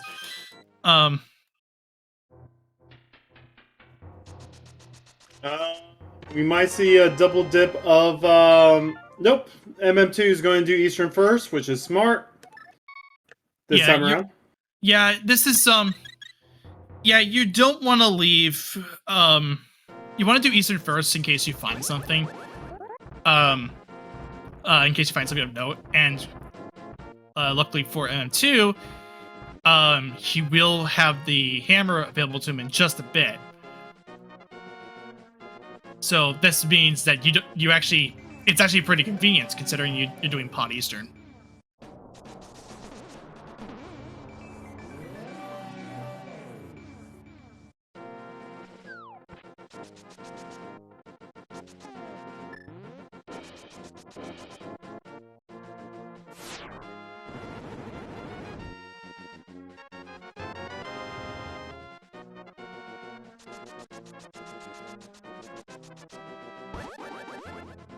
Farfalu's now finally doing Hero. We'll see if he gets Varia in here. This he's gonna get the Varia because this was after he cleared it. So oh, he's already done it. My bad. So yeah, this is him getting Varia now. Yeah, this is the Varia pickup. He might not be. He might just be like whatever. Like it shouldn't really matter, honestly. I guess he decided. I guess if with him picking up the with Varia, I think he chose to. He elected to not do the Grand Tail Run.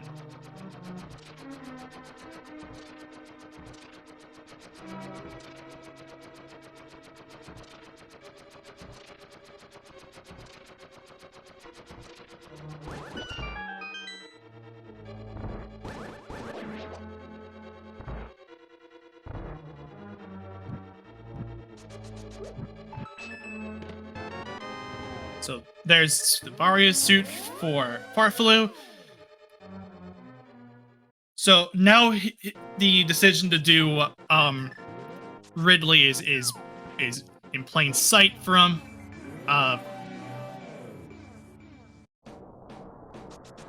But we'll beforehand do Spike Cave.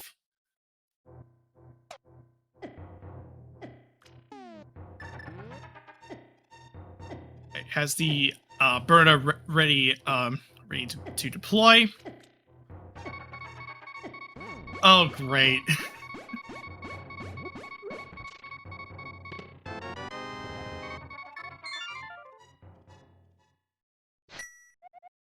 Fire Rod. Oh, Eddie did the bunkable hookshot cave. Found Fire Rod. We completely missed it. Oh. Well, he doesn't. He had hookshot, so he wasn't the bunkable hookshot. Well, in the bunkable chest, yes, yeah. but the rest. So yeah. So now it's just we're now flippers away from no mode. And now Skull Woods is more Skull, of the choice. Turtle Rock is an option. Yeah, Turtle Rock's now in play. Skull Woods, with bombos. Yeah, Skull Woods. We know that we did see items there. If it was both items, it would just be for the clear. Eddie hasn't been through into Skull Woods, so this shouldn't really. This will just be a full clear either way. MN2 gets the hammer from off of Armos Knights. Probably saying that's pretty convenient.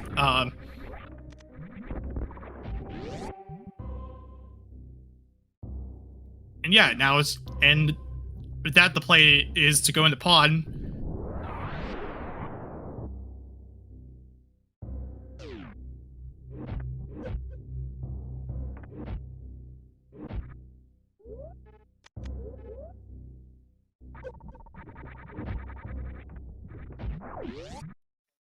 Farflu will be heading down to lower Norfair.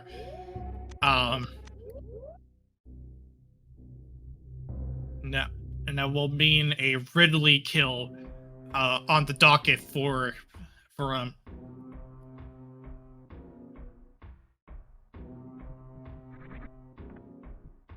but eventually we'll have to go to criteria power bombs because that will result in that in the mix.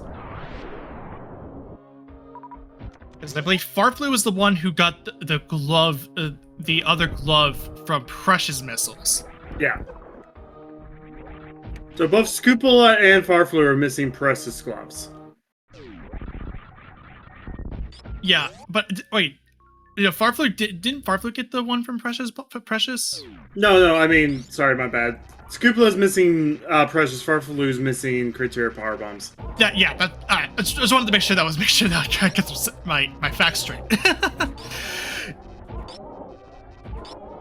For Scoopula's case, this makes sense because he hasn't been to Meridia yet. Once he goes to Meridia, that means once he goes to Meridia, he will have bow. He will have the mitts.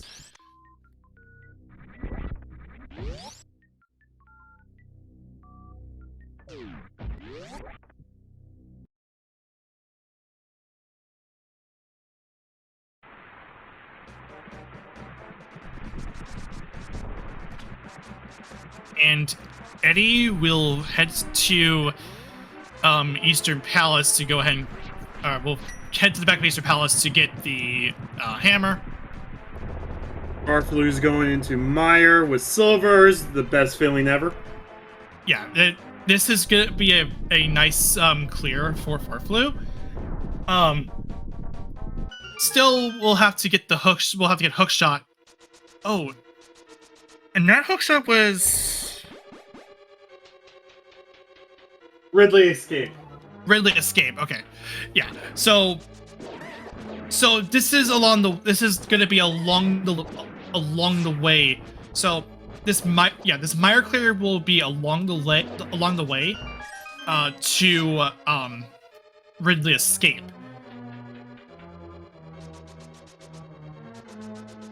So that makes sense. Yeah, a good play to make. Of course, Farflu won't know this, but this is the right move. Eddie does get the hammer from the Armos Knights. We'll head into pod, and Bill is currently go -1. Just needs flippers to put himself in the go mode. And with fast Ganon and swamp where it is, you just do swamp, you just do Ganon right away. Yeah, if you find flippers, this is just okay, easy peasy. We just we go directly to Ganon afterwards. Oh, okay. So the book actually ended up being in Waterfall Fairy. Okay. Okay. Yeah, I kept missing it.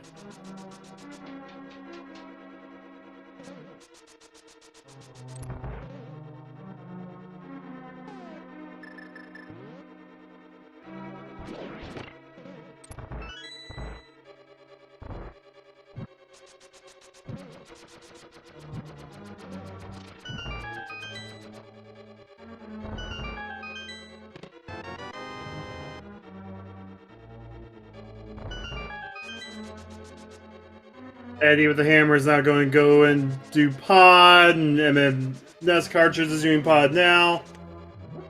We're just waiting for the flippers to show up. Yeah, and if I want to take a stab at where it is, it could pretty much be in Turtle Rock. We know for certain pedestal was dead because of the Green Pennant Ice Rod or Green Pennant Ice Palace. Ugh.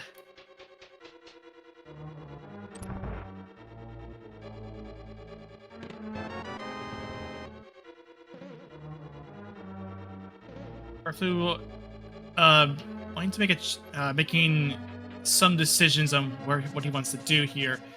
He's choosing to get. I think I guess does he know that both items were out of Mire? I wasn't paying attention. I didn't notice what Mire was. We saw 300 rupees. I did not see the other item. Okay, so we did get both items. So, yeah, and this is so of course he's here for the token. For Eddie's case, he does need Bombos. It's also from what we saw from Eddie, is a double Bombos. So,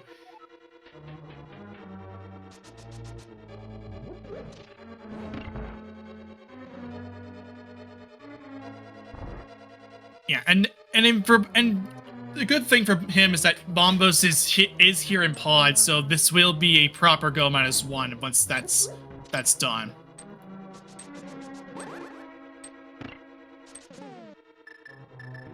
And here,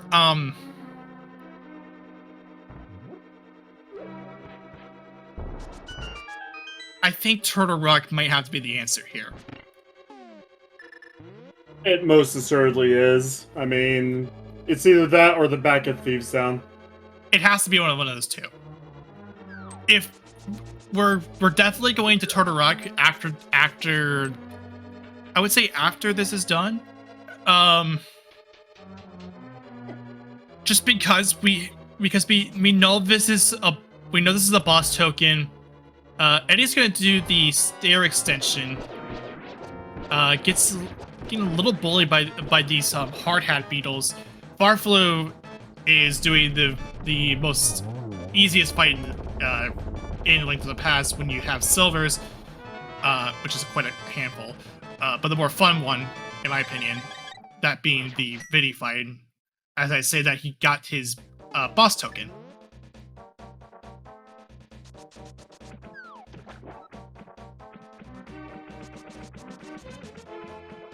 Alright, so Farflu's was looking like they were about ready to go back to Ridley. Probably after Checkerboard Cave, we'll see that. Yeah, and this was 20 rupees, so this is just proximity checks. So yeah, after this is done, this is a Ridley. This is going to be a Ridley kill. This will result in Farflu getting the hook shot. Oh, and also gain escape, because apparently Farflu hasn't done that yet.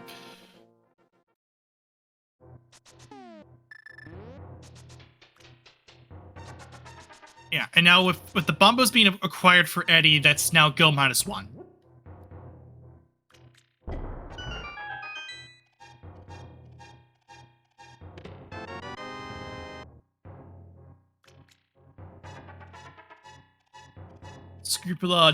Scrupula inside Meridia will get the wave beam. MM2 second try with the big bomb. Yeah, this time around he's got hammer, so he doesn't have to do anything with splash deletions.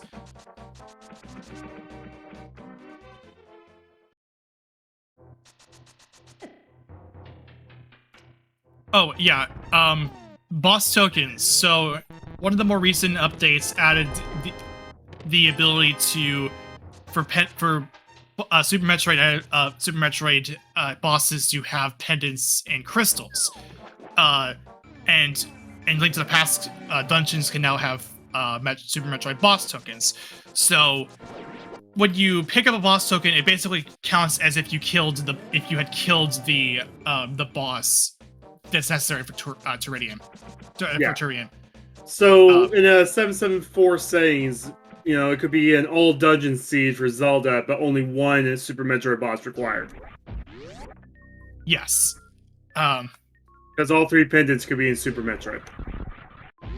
Yeah, and that makes the game interesting, because it makes the game playing through the game a little bit more interesting, because now you have to consider what your map checks are a bit more important than it was already, because you need to know what the boss tokens are, and you know what the boss tokens are if they're in Light World or Dark World.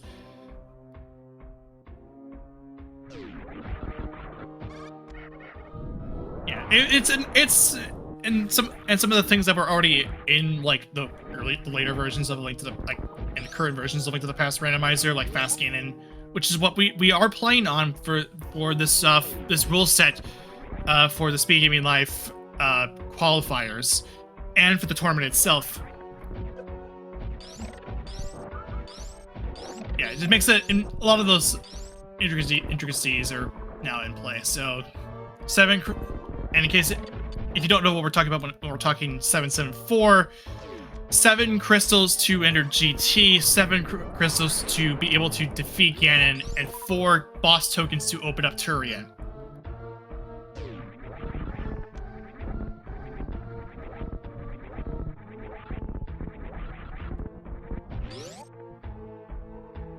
Scrupula is waiting out Shack Tool, will receive the bow. And again, this makes sense because you're going to be doing you have the ability to clear out the entirety of Meridia, and you're going to be needing to do it anyway for the crystal. Or sorry, the boss token.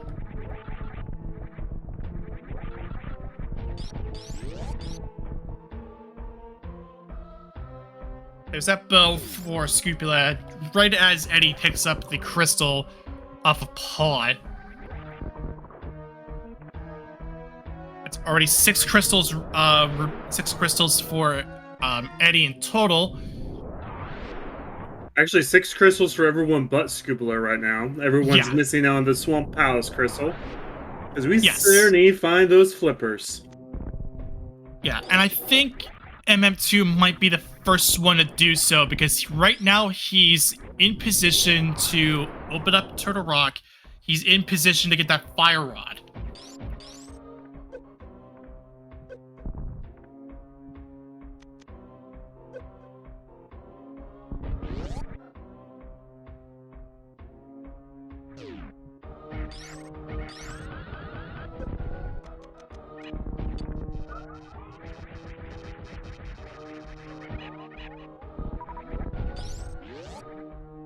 Barflu is showing off a bit more microwave strats on those space pirates. Eddie is on the way to open up Turtle Rock. There's that Fire Rod for MM2.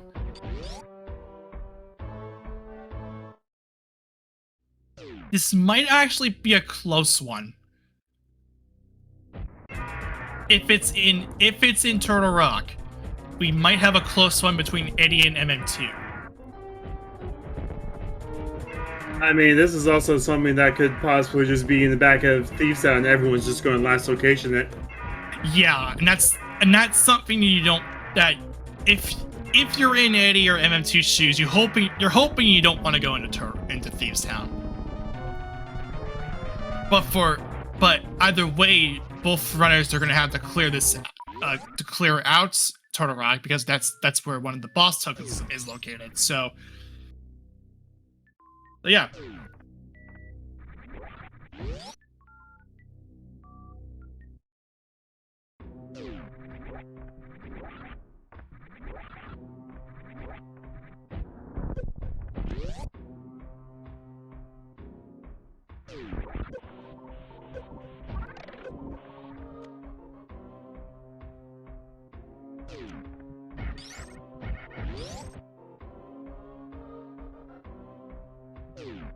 And Scoops about ready to get their mids. Farfalu's going about ready to go get their hook shot. And remember, Farflu still needs to do that, do criteria power bombs because he still has not been in that general area. Oh, we got a shovel. That's another check.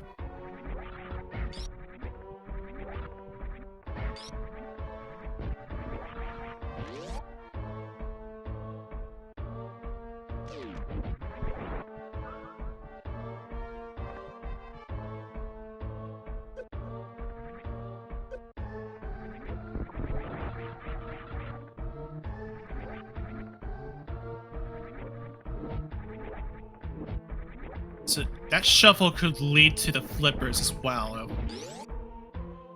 And that's never a good sign. There's Farflu. There's that hook shot in the jail for Farflu.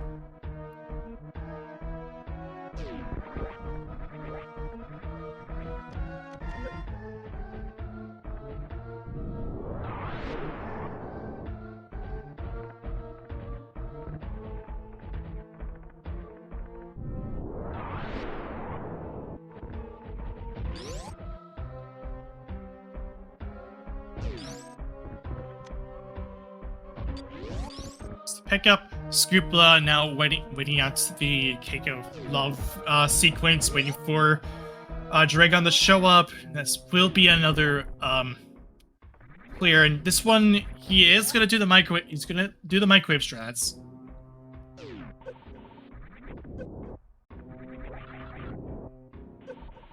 That's one dead Dragon in the blink of an eye. That will be the first boss token for Scoopula. Yeah, no, getting that early extra way, pre 15-minute extra way for most of these runners, pretty good. Not gonna lie. Yeah, this. I feel like this set the course for a very quick and early start. A bit of a few annoyances with the bow being on Shack Tool. And the boots being on, Croc, but I mean, in both cases, they weren't in particularly bad, especially the Shack Tool one, because you were clearing up your full clear Meridia anyway. There was nothing that was preventing you from not doing Shack Tool.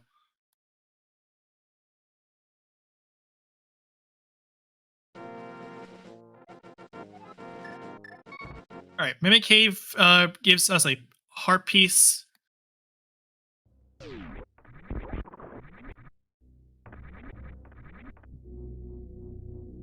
That's a full inventory for MM2.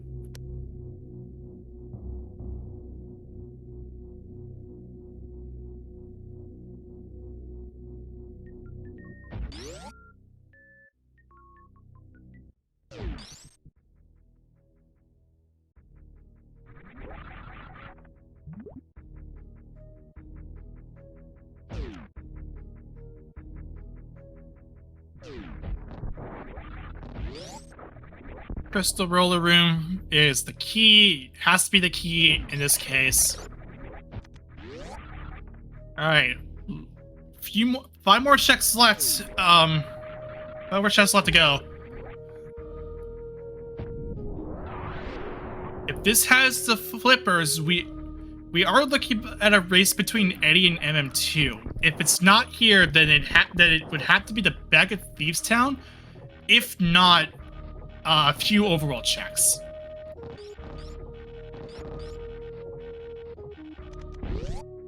We haven't done any of the Smith chain. Yeah, Smith chain was never checked. And we know that Pedestal can't have it because of the Ice Palace requirement for the pendant.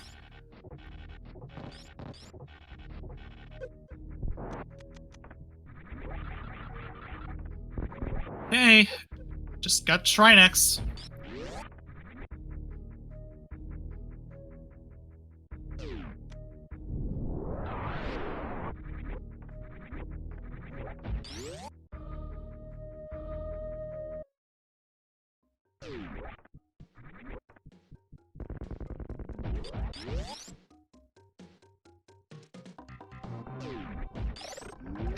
MM2 will have to do laser skips here, whereas Eddie just choosing to pick up all 3 shields didn't have to worry about that too much. MM2 will get the safety door.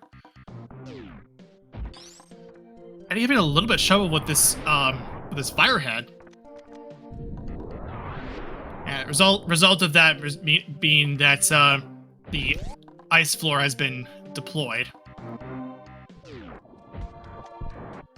But both heads are down, now into the main head.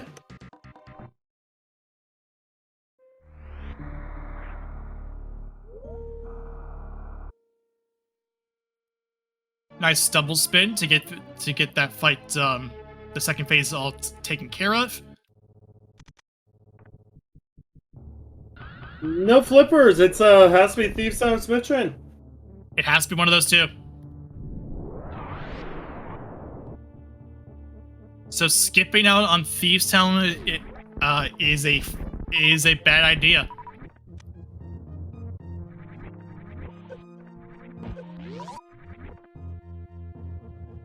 And we did see, I think Farflu was the one that actually skipped Thieves Town originally. I want to say almost everyone's done at least the front four. Yeah, no one's done the back. Yeah, the front four was picked up. The front four was done. I know from Farflu, but I didn't pay too much of attention to see if everyone else did the front four as well.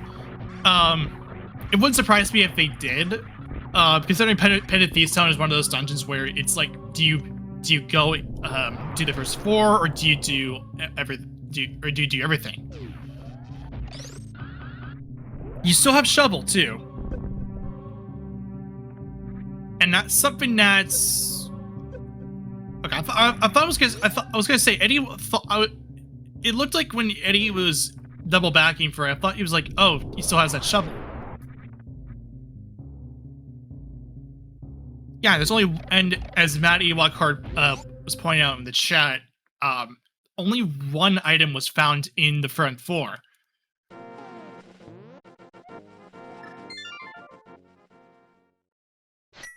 So, and it's one of those cases where,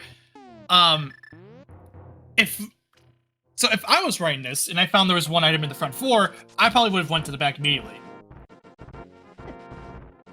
Eddie doing the 2 hour and 6 minute Cave 73 or Hype Cave check, only getting that bottle.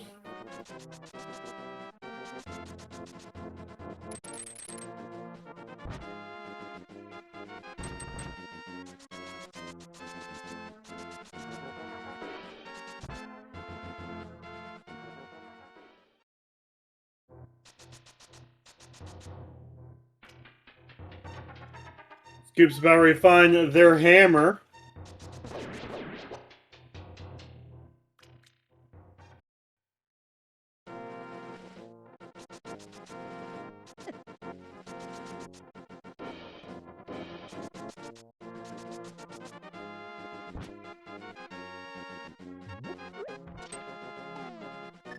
Oh, Farflu doesn't have. Oh, Farflu will get Fire Rod here in a second. Never mind.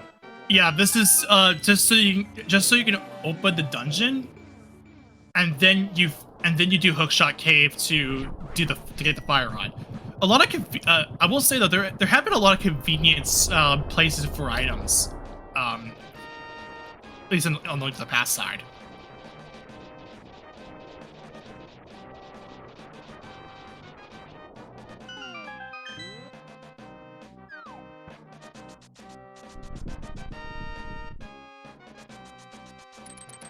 And it looks like MM2 will be heading to, I guess Skullwoods first, and then, Thieves Town.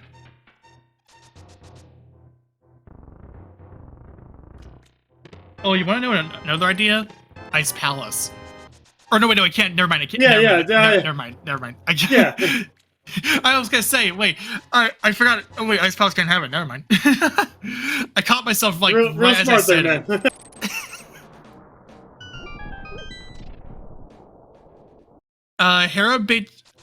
Hera Fire Rod will be picked up here in Hookshot Cave.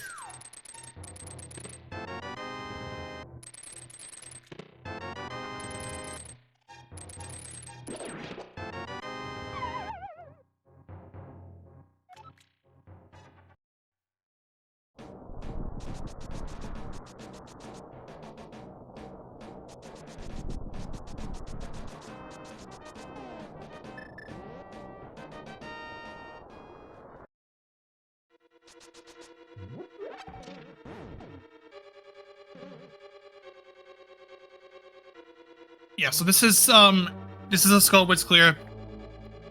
Makes sense. That's you have a boss crystal, you have a boss token here.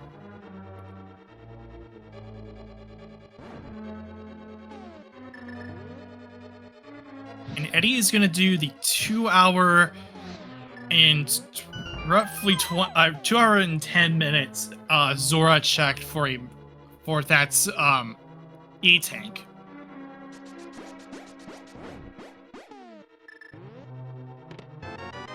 No, we haven't seen the shovel yet. Yeah, the shovel wasn't and that's something that I was surprised that Eddie hasn't done yet, because Eddie has that shovel, and that didn't and it looked like he was double backing for the he was double backing for that for probably to do the shovel, but chose not to not do that, and instead go into the Dark World.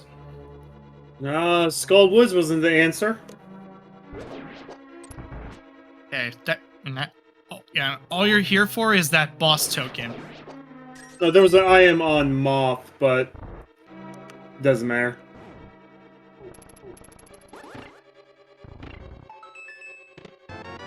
It was just a missile pack.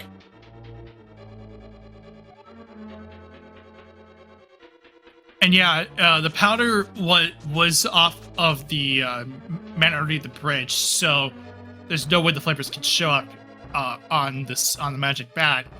If anything, you're probably just you're only using it now at this point for fairies and nothing else.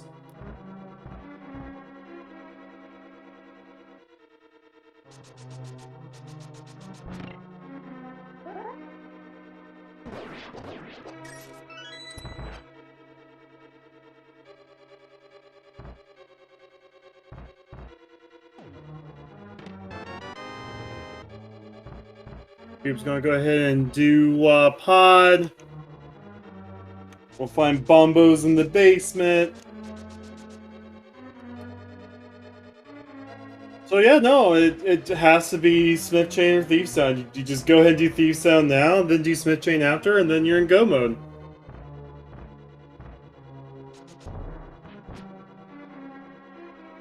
Yeah, it's one of those two.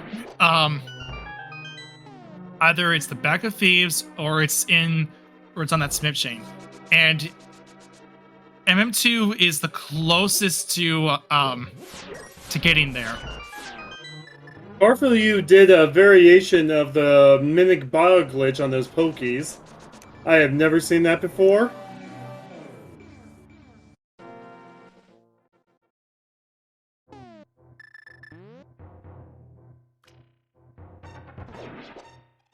And to answer something in the chat too, that possibly was checked quite a bit ago, so flippers couldn't possibly be there. Yeah, we've seen everything in Super Metroid. Yeah, everything in Super Metroid has been exhausted. It's just Link to the Past.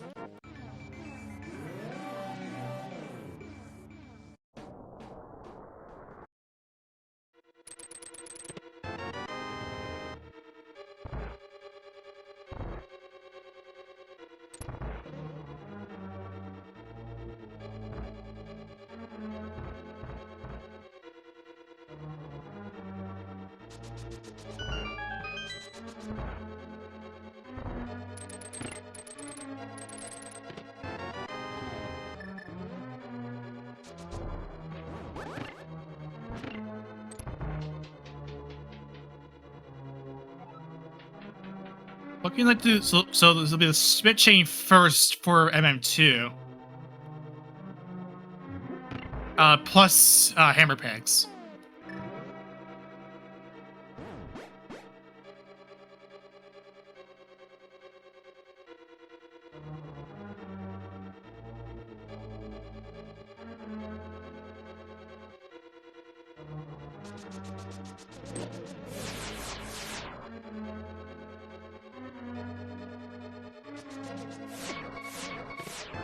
So here's a pedestal read for Eddie. This is only just to this was, I believe, it's just to read what it is. It's not that we know it wasn't anything, but I guess just first maybe not realizing that that flippers couldn't possibly be on pedestal. Also, enjoy the double beeps if you can. That is.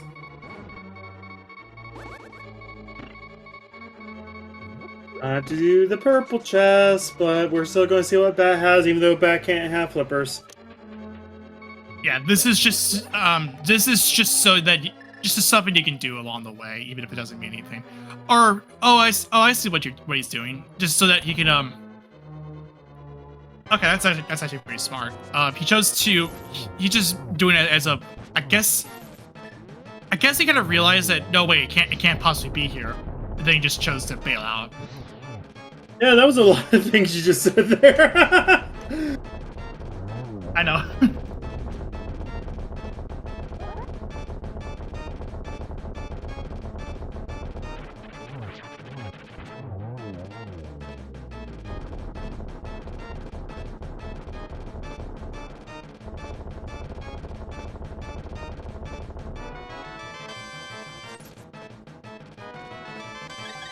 There's Farflu's token. Devil's nothing. So, purple chest for boss or back at Thief's Town? If it's back at Thieves Town, this is a hard last location. Pendant Thieves usually is.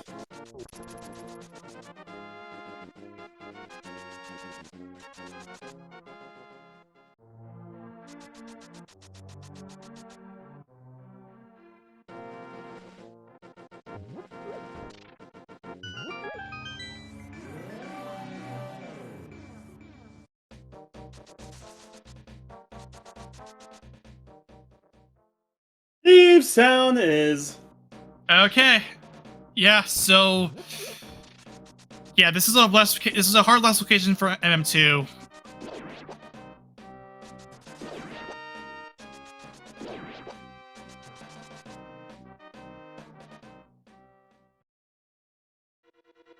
MM2 has some Super Metroid they're going to check first, though.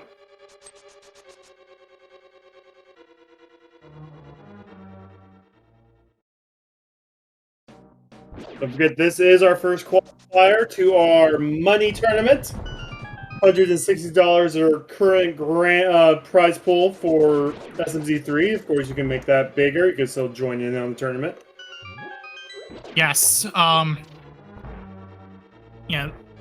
And yeah, this is only like the first one, and there's still plenty of opportunities for people to join up and get some points in, to earn some points for possibly making it into that online tournament bracket. And MM2, interestingly enough, choosing to go to Croc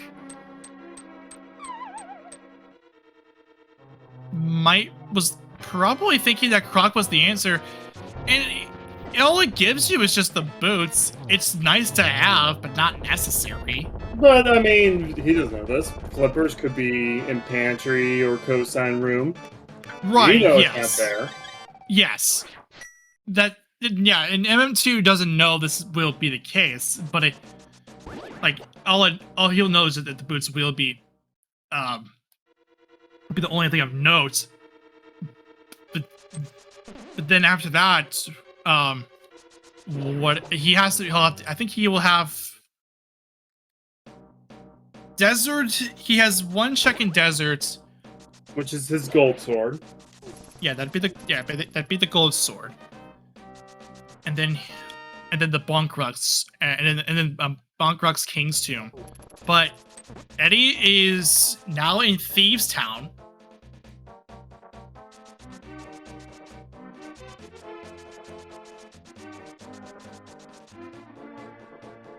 This we know is the correct choice. Barfalu is doing the Smith chain. Might be, if he only does one half of it, then he will then he will it goes into the zone. Then it's a race between Eddie and Farfalu. If not, then Eddie has a significant advantage.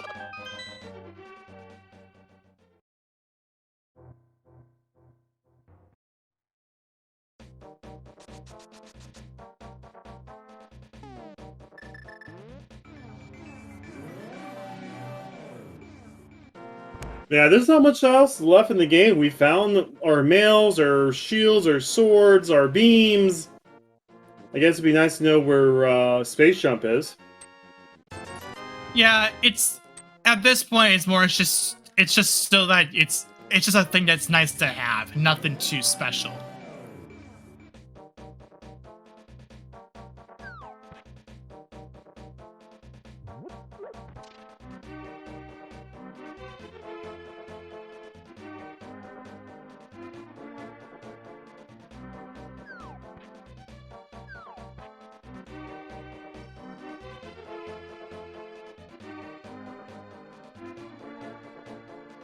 It could be in that maiden chest because we did have the small key earlier, like in the front floor.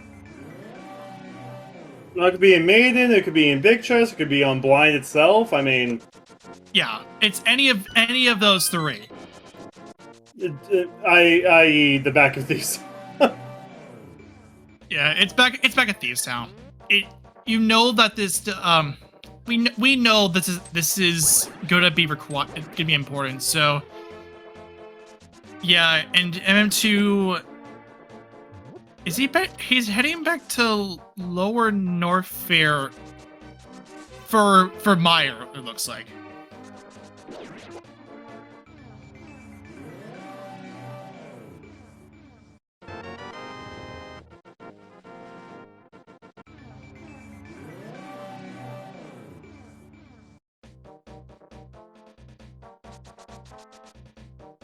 Not the Big Chest. If for some reason it's not on Blind, then we're definitely missing something. We know it's not on the Bomba's tablet because that was a heart piece, as Farfu is shown.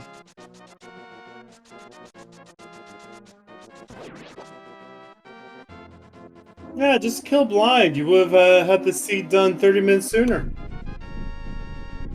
Maybe if I was running this, I would definitely, if it was it's Pen and Thieves Town, and if only got 3 items in the back, I would probably go back. But then again, you have the concern of the hammer.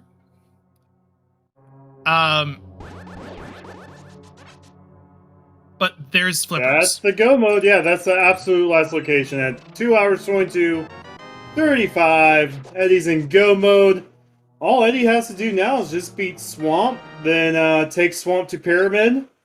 Then after killing Ganon, go straight to Turian.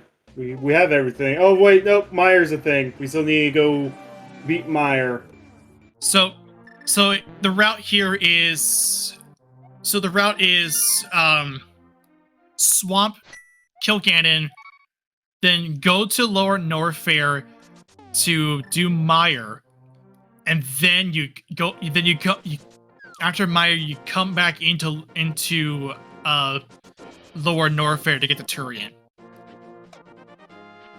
Or you could save, quit, reset after Meyer, and just spawn at the ship. That too. Yeah, that's the faster So if you just want to save some time, which you probably should. So it's Swamp, kill Ganon, go through Lower Norfair to get to Meyer, save, quit, reset, go back to Super Metroid, go into Turian.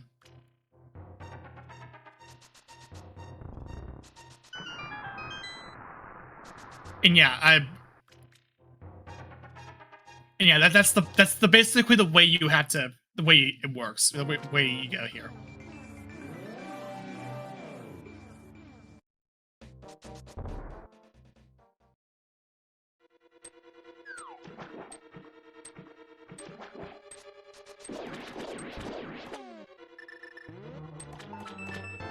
And of course, this is a go mode swamp. You don't really need to do anything here. Yeah, this is the most optimal situation, and on a fast cannon seed, that's actually really nice. Yep, just gotta run north to the pyramid, drop down, and red mail, temper sword, silvers. So nice.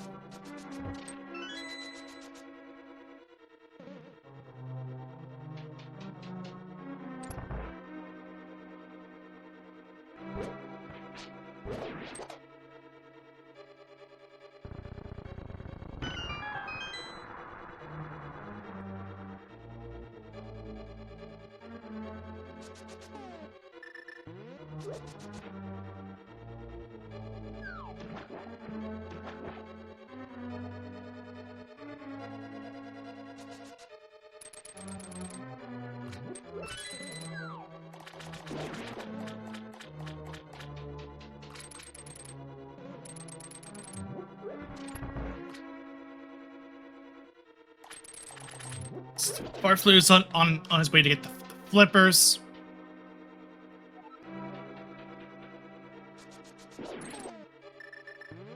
MM2 is going to go ahead and take care of V with silvers. And then eventually we'll have to go into Thieves Town. I think that's MM2's last location. I know MM2 hasn't gone into King's Tomb yet. Yeah, Eddie had nearly last located it. If he had chosen to do the Smith chain first, then that would have been a hard last location.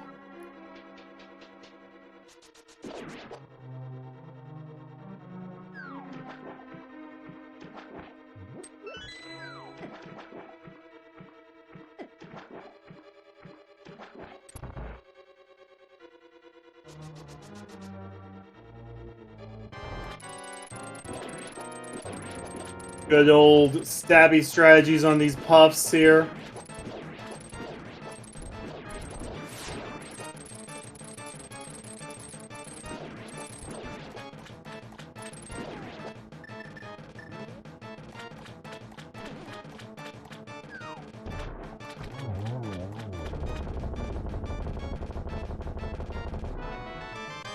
Here's Flute. Not like that.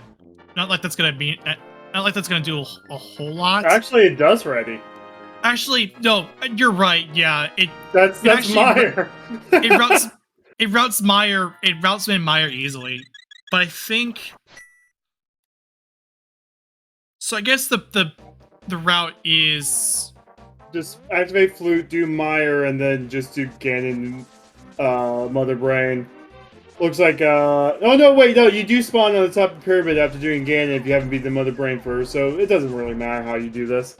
Yeah, yeah, so in this case, what he's doing is correct, so Scrupula will get silvers here from Catfish. And MM2 will get, the gold sword here. Farflu using Go mode as well, but does have Meyer beaten, so this is just going to be Farflu going straight to Swamp. Yeah, in this case, for Farflu, I'd say Farflu would have a good advantage just because of the fact that you have Meyer cleared, but Eddie will still kill will kill Ganon first.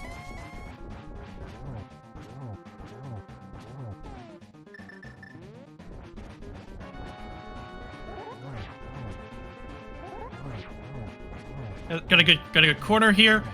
This will be a free 1-in-1, it looks like.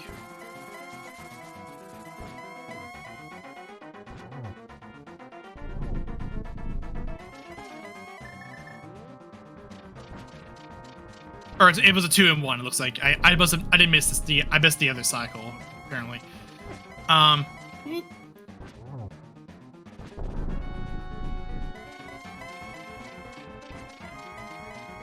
Almost done phase 3. Stop teleporting! Now, unlike the other Zelda 3 randomizer, teleports are purely random amongst everybody. So Eddie lost some time there with those teleports. Yeah, no torch glitch, but that's not a big deal. But Your single G's in chat. yeah, that's Ganon defeated. So just a single G, not two, just one. That's one boss down, one final boss done. That now means Eddie will be on the move. Gotta get back to Kakariko. Activate flute. Go to Meyer. And then save and quit out Meyer and reset to Torian. Yeah, and I think here, with Farflu's clearing out Meyer first, I definitely believe that Eddie, Farflu has the better advantage compared to Eddie. Because all he really, I think, it could be close. Actually, depends on how this Ganon fight plays out for Farflu.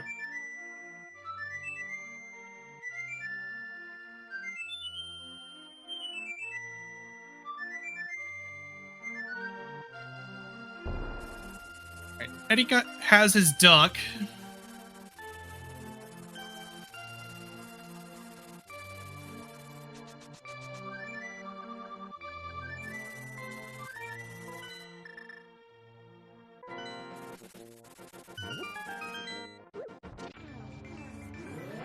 Now, the one thing to keep in mind too is that I think I don't know if Eddie had already. Didn't Eddie go through Meyer already? I don't think so because it's storming right now.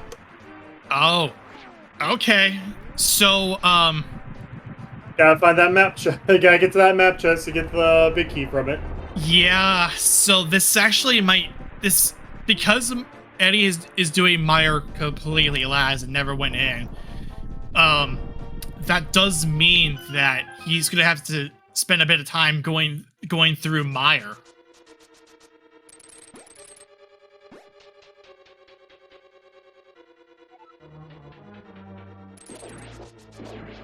And yeah, so I definitely think Farflu has the better advantage compared to Eddie. Yeah, I mean, Farflu just now needs to run up to Ganon, then save and quit after killing Ganon to do Torian. Yes.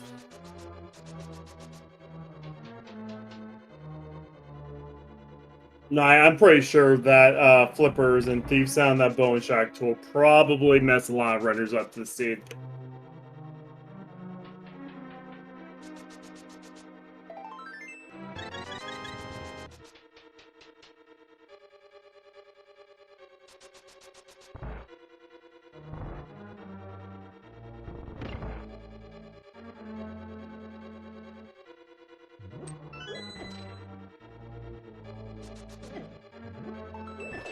MM2's on the way to the blind to get the flippers. That will be MM2's go mode.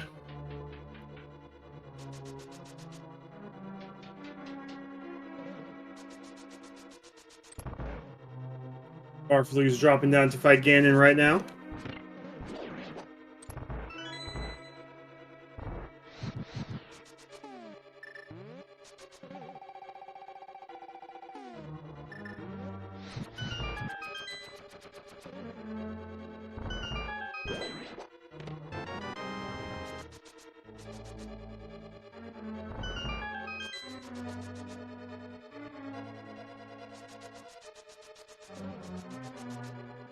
Let's see how nice the teleports are for Farfelu. And although to be fair, it shouldn't matter because of the fact that because Farfelu has Eddie still has to do the entirety of Meyer. But that's one down. No torch glitch for Farfelu as well, but again, it shouldn't matter to Silvers. But you can see how many fewer teleports Farfelu had over Eddie. Yeah, get your single G's in chat for Eddie. Not Eddie, Farfelu, sorry. Wrong one. Wrong one! Yeah, get a single G out for Farfelu, not Eddie. It's been almost 3 hours.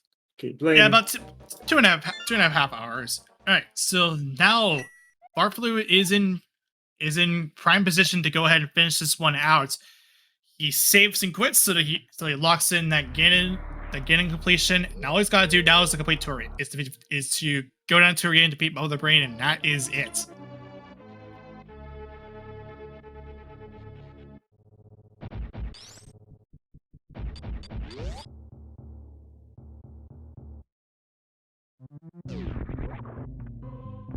No refill, which is fine. I mean, you have the full beam combo. You don't really need all those supers. Yeah, you're in a very good state. You don't care a whole lot about the Metroids here in Turian because of the full beam combo. Now, I mean, Eddie's about ready to fight Vitreous with Silvers. This is actually a lot closer than it looks. Like, if Farfelu doesn't get any of the skips and Eddie does, that could be what catches Eddie up here. Yeah, he could save and it could save quite a bit of time depending on how Farfelu approaches Baby Skip, how he approaches Zepatite Skip, all that stuff.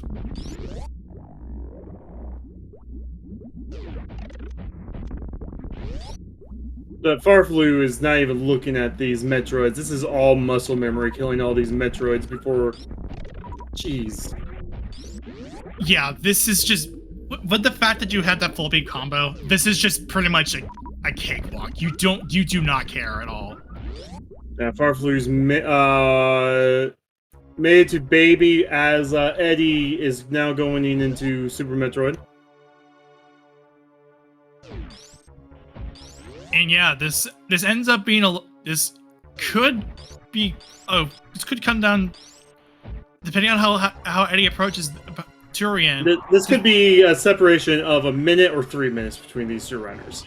Yeah, which to be fair is not bad. Oh no, definitely not bad at all. Yeah, like this, and they're going for some good points. Farfelu was attempting to do baby skips and it got grabbed anyway. He is gonna face right.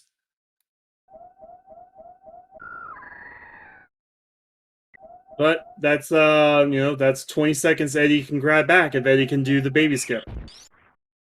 Yeah, if he can get the baby skip, then that will catch him up a little. I mean, either way, this is still close. Like, this is a very close race. Even if it's been by about a minute or 3 minutes, it's still No. Minute to 3 minute in SMZ3 is close. Yeah. I commentated half a tournament, and most of the races were 20 minutes apart. So, yeah, like for SMZ3, this is a very good race, and for the first qualifier, no less. All right, getting ready to do Zeb Skip. Gets it.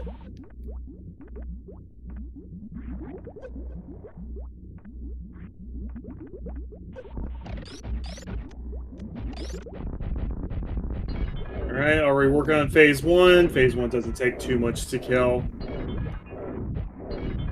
Yeah, this is a cakewalk for Farfelu. MM2 Nest Cartridge is about ready to get their Ganon killed, and Wall Speed and Turian. That's 3 runners that's going to be within 10 minutes. That's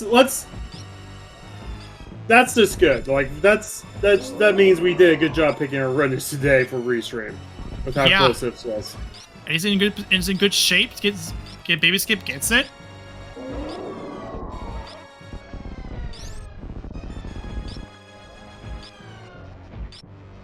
She's gonna run back. Or no, that's not. I just realized. No, that's not him running back. That's just a different screen entirely. I went by so fast that I couldn't even pay it. I didn't even notice it. Eddie's on Mother Brain now as well, trying to get the Zep Skip. Decides against Zep Skip. No big deal. It doesn't. It saves like a little bit of time. And Farflu is going to go for stand-up glitch here.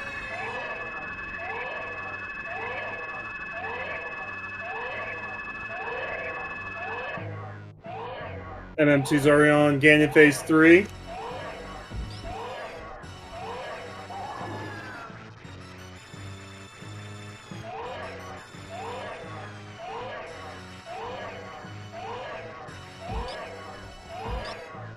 Farflu's not doing stand-up.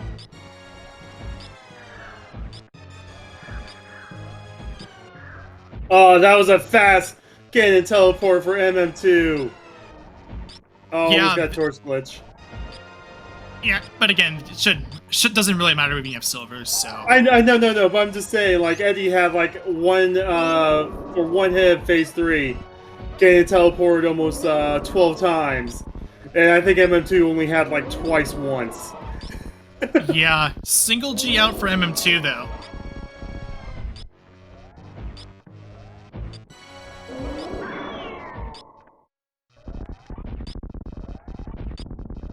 Farflu's gone through stand-up. Mother Brain should only be dead in 1 or 2 hits now. 1 hit. Wow. Perfect stand-up. Perfect stand-up glitch right there. Yeah, that was just perfectly executed. And yeah. Eddie's also going to do stand-up glitch.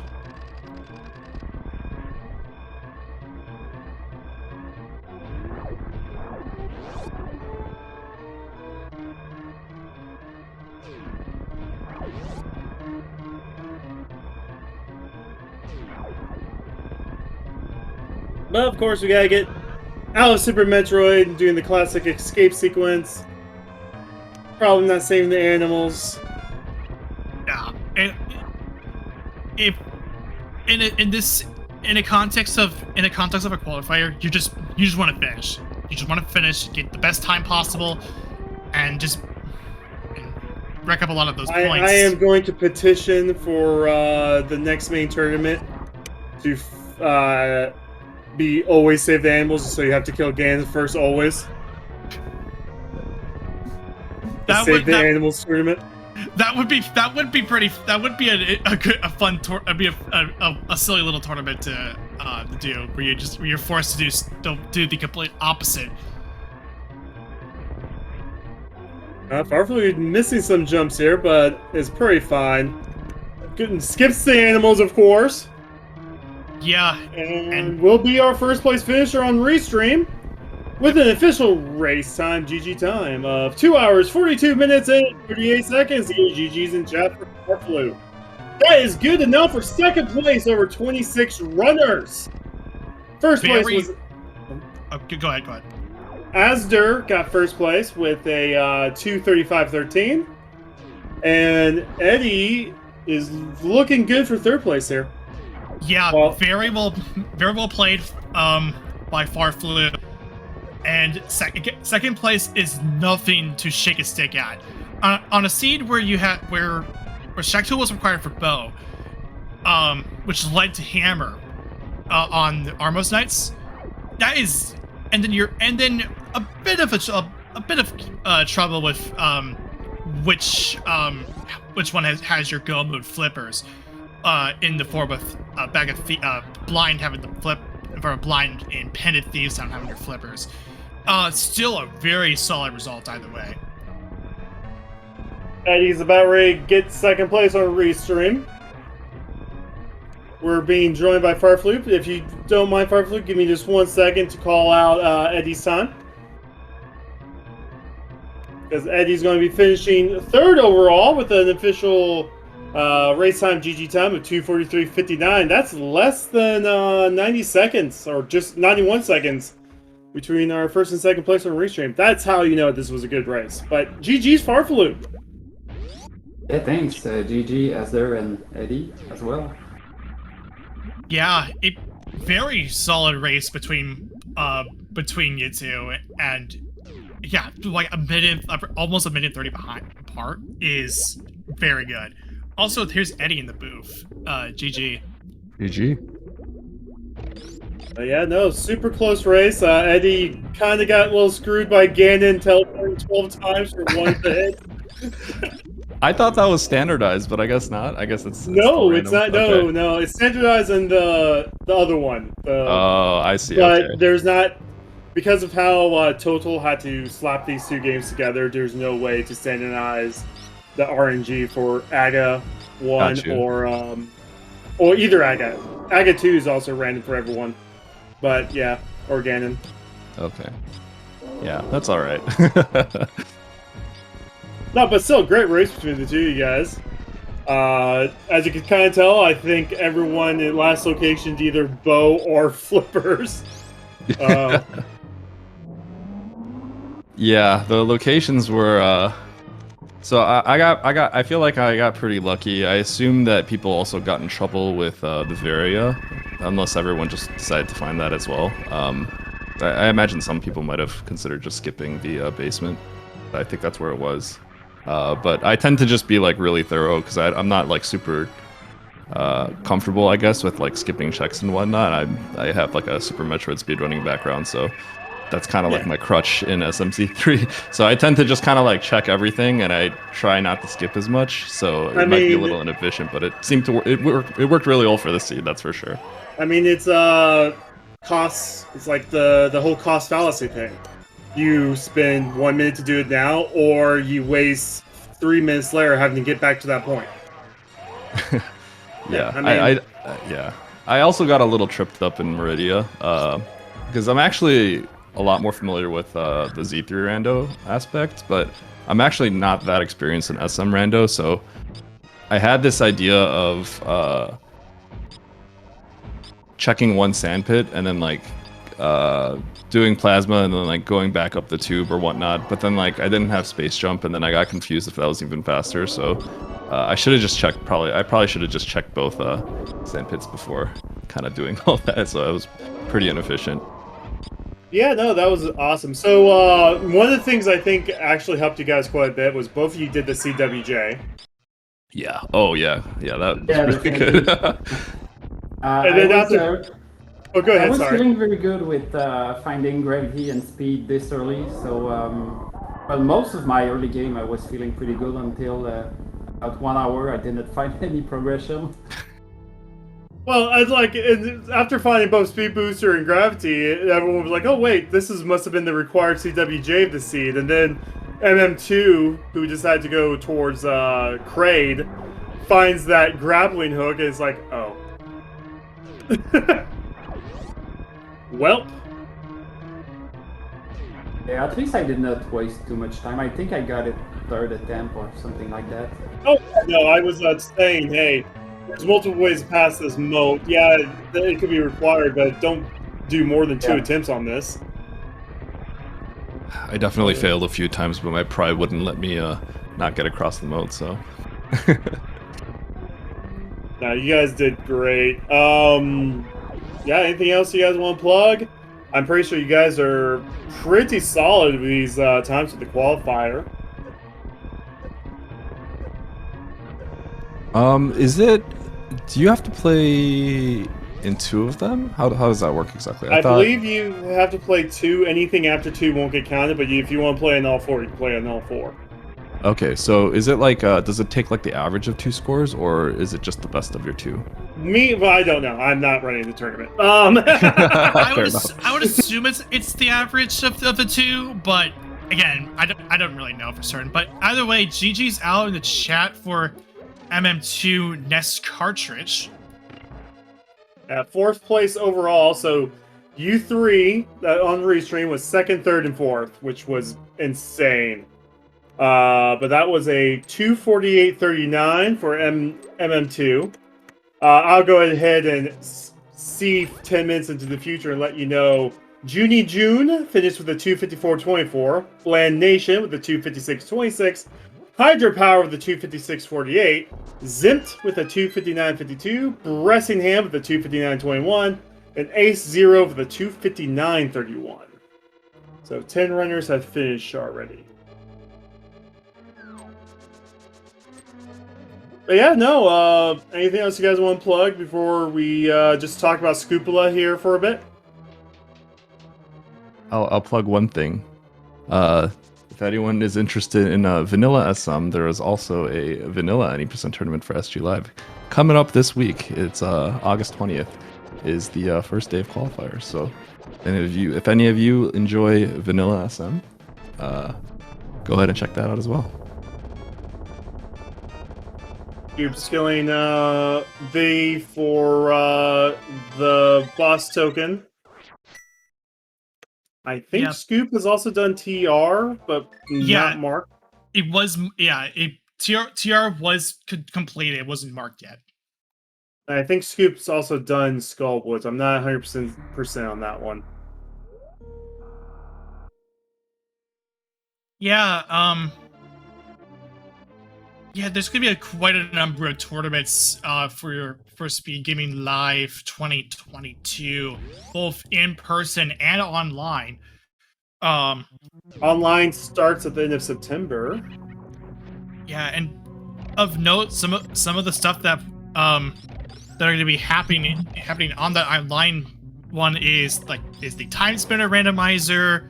Really, if you want a really good indie Metroidvania game, Time Spinner is the game for you. It is an incredible game. Speaking of Metroidvania stuff, Aria Sorrow Randomizer is also one of the 3 main tournaments with a $808 prize pool. That's the tournament I'm running.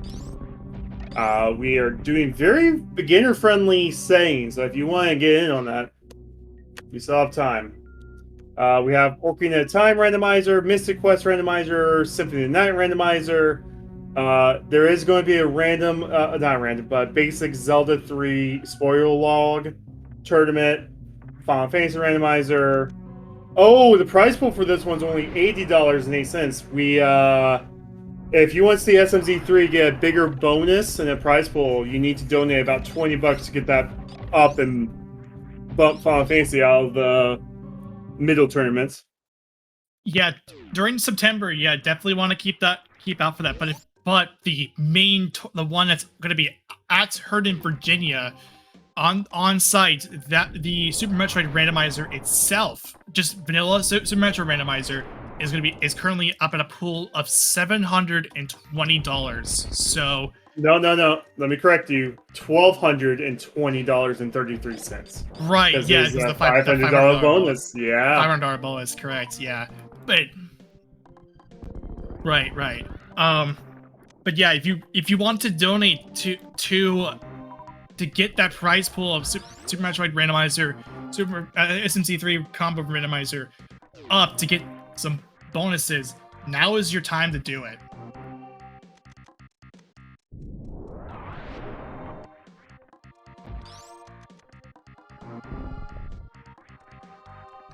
And also, even then, there's also the one for our SMZ3 at the main site currently has $108 in the pool, so definitely want to keep out for that one too. All right. Well, once again, GG to both Eddie and Farfaloo. Don't forget to give them a follow. They put on a great show today, and keep an eye out on them on the upcoming qualifiers. We have 3 more qualifiers. Scoopula is still looking for those flippers. Yeah, it's been quite the hunt for the flippers. It's just that Scoopula has to go into Thieves Town to do it.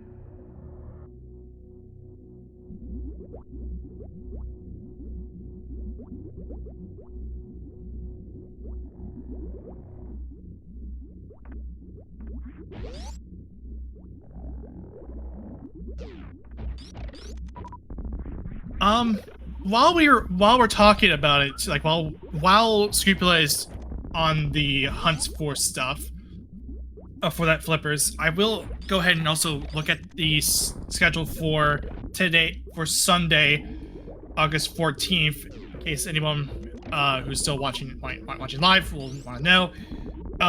Right now, as it currently stands, there's the main Zelda 3 randomizer daily race going on. This is our open weekly, which also has a Spanish restream going on.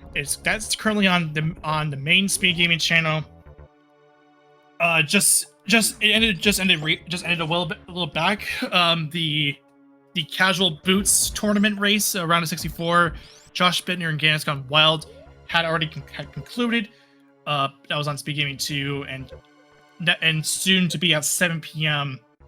The Zelda 1 randomizer, all boards, no swords tournament match is going to be underway. Alsoa versus Malkior at 7 p.m. Eastern Time.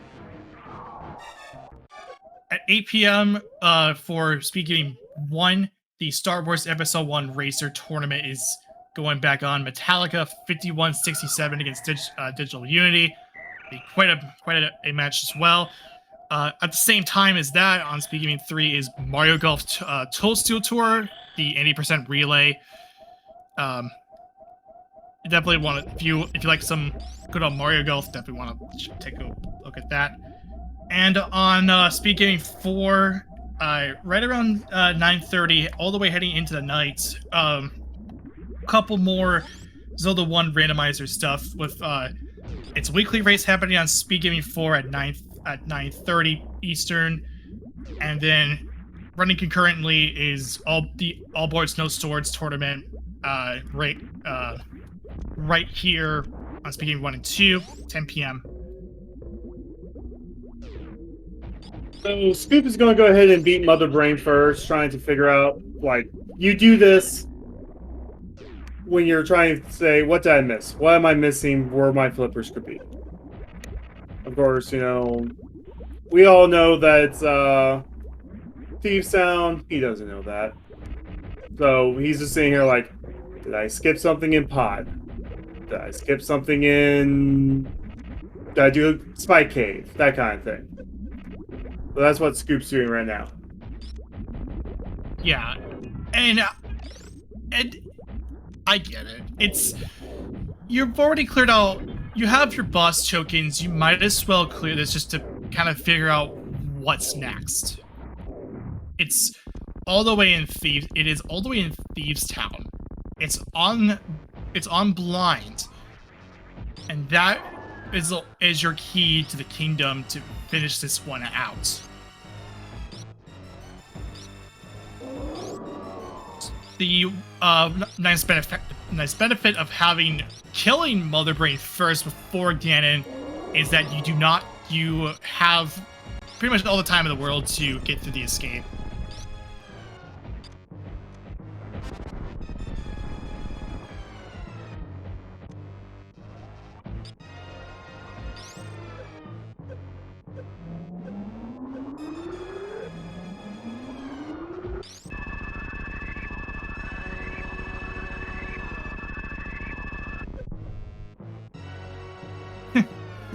I love that animation. That is good.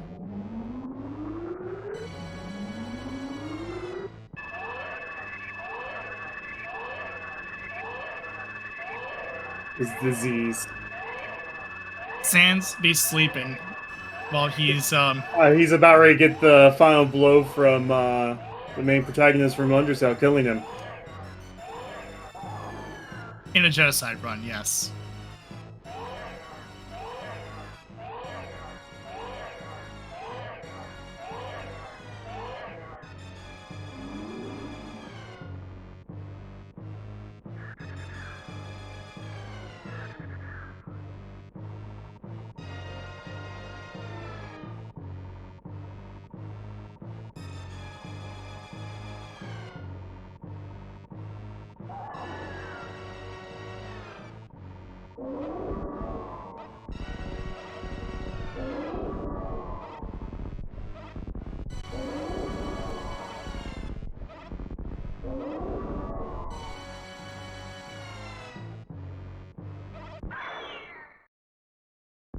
It's that final blow on the baby Metroid. Ever being now in play.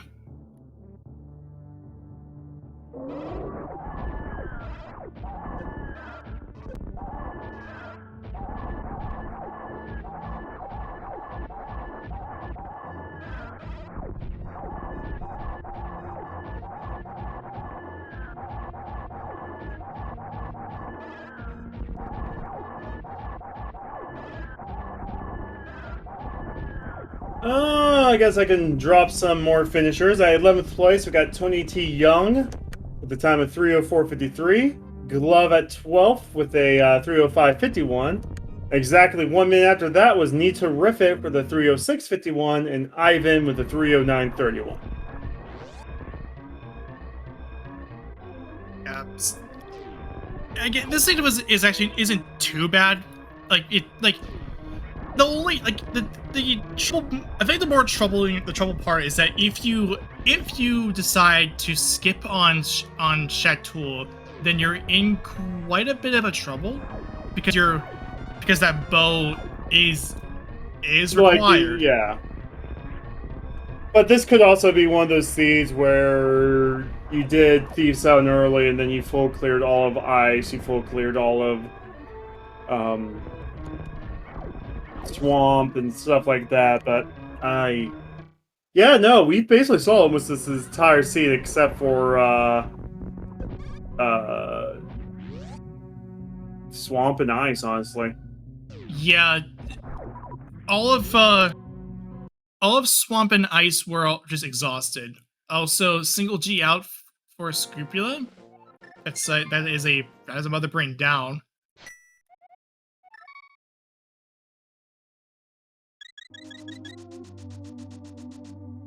Now it's gotta figure out what's remaining.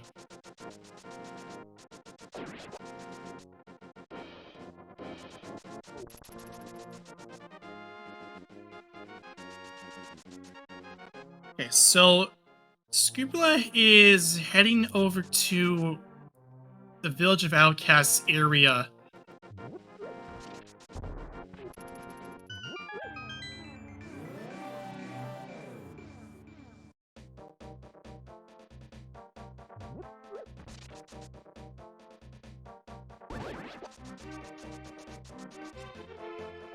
Oh, okay, so yeah, Village of Outcasts was never checked.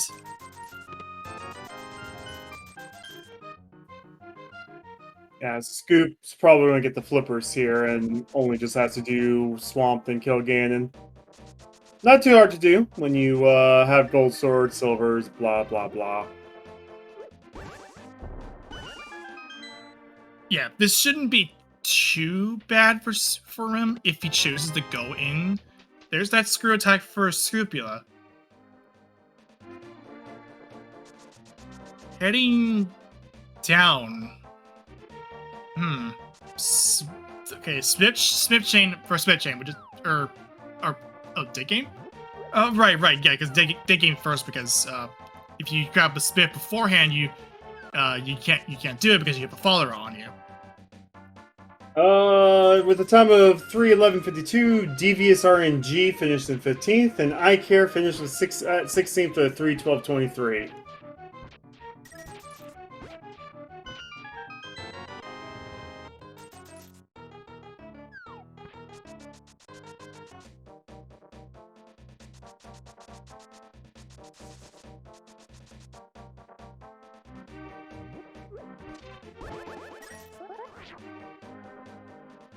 Hey, so this is a Swift Chain play. You know this is gonna have to lead to nothing. Again, we know, but he don't know, because, you know. Yeah. Yeah. Just going off of, for all he knows, this has to have the flippers. And if not, then what else does he look for?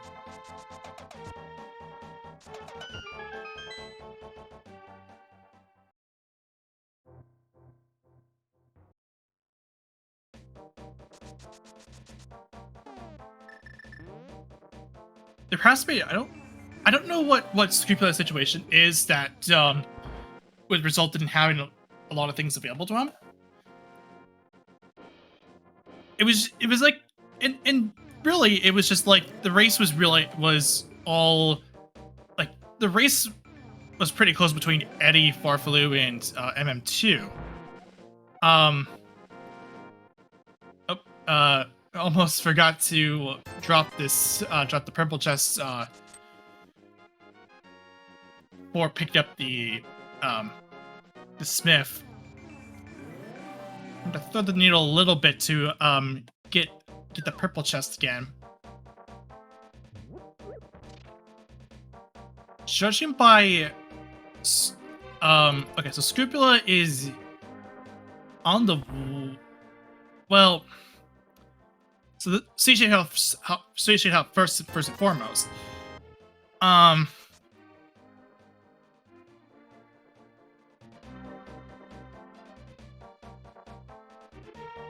heading into Thieves Town.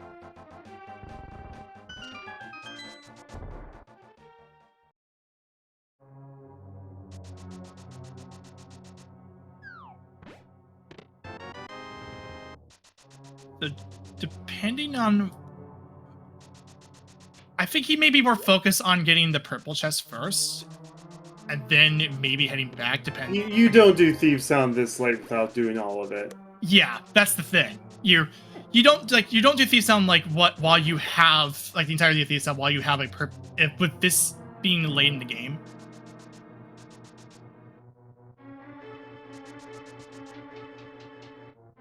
So I think what's going to happen is Scrupula is going to get the first 4 checks, then do purple chest. Because, yeah, his mirror is still out. Oh, no, he's going to... No, you don't... When you have, like, 6 locations left in the game and 4 of them, or, well, 3 of them is in one location, you're doing those 3 before anything else. Right, yeah.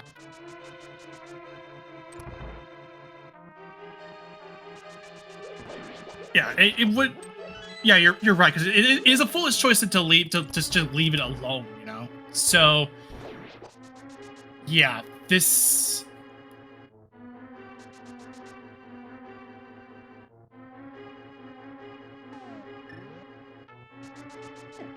So yeah, this is gonna be the right. This will be the right choice. You're doing this with the intention that if you don't find the flippers, it would be at the purple chest. But from what we know is that Scrupula is on the right pace.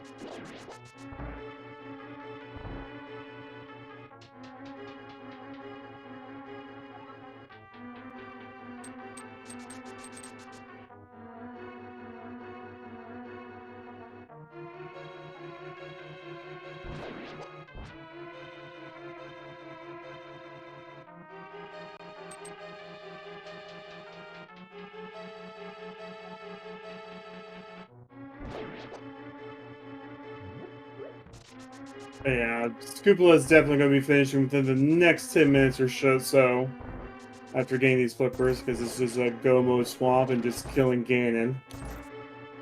Yeah, the decision to do a Mother Brain first will result in the fact in him just his route for him is just to go through Thieves Town, get flippers, go to Swamp, kill Ganon. That's it. Pretty straightforward.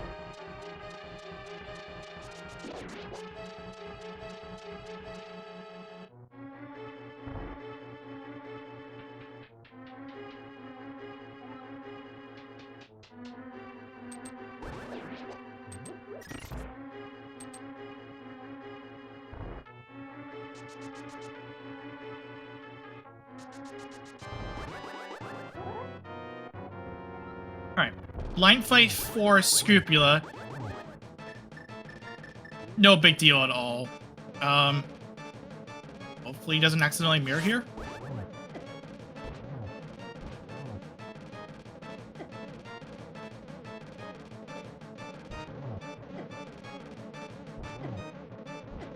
I know what his intention is that he'll mirror as soon as he gets the item.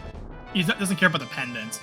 There's go mode for Scrupula. Oh wait, no, it doesn't matter. It just doesn't matter because you can't even use mirror during that when you have a boss.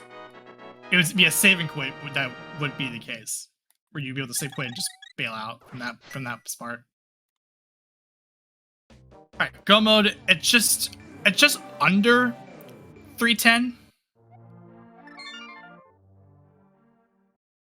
Yeah, so it's been 2 minutes on, or 3 minutes, 3 minutes on Swamp, 3 minutes on Ganon.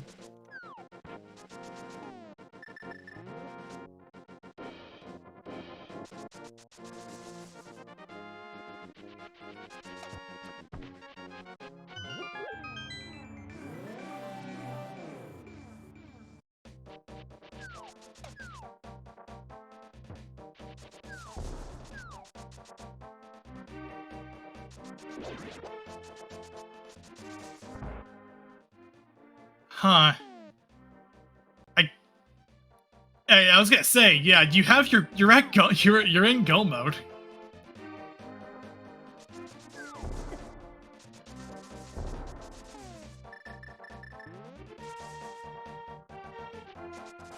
I should point out that at 17th place went to Crescent's XG, the 3:15:20.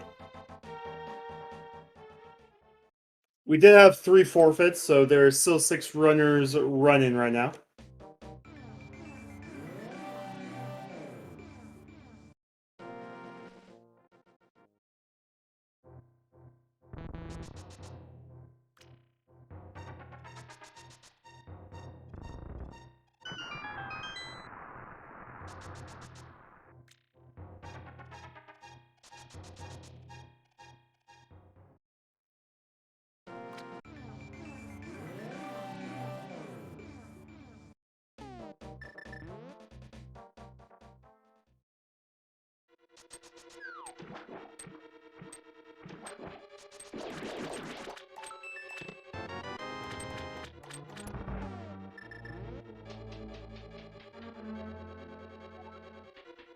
Yeah, so this won't be too yeah, this won't be too long for him at all.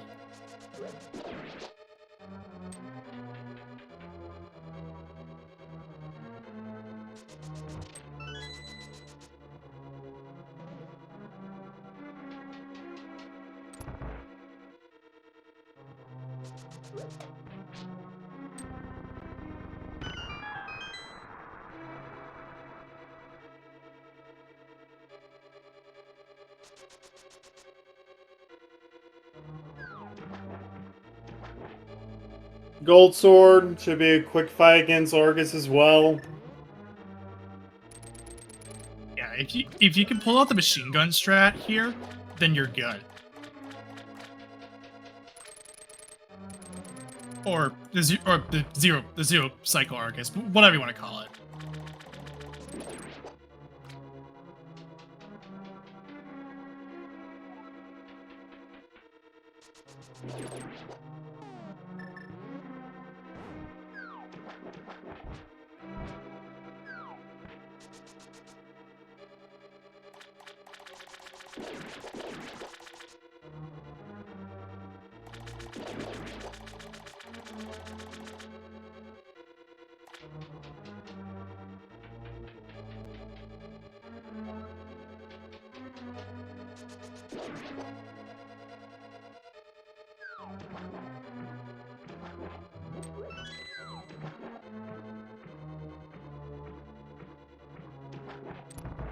Alright, this should be a quick fight for Scrupula because you have your gold sword in tow.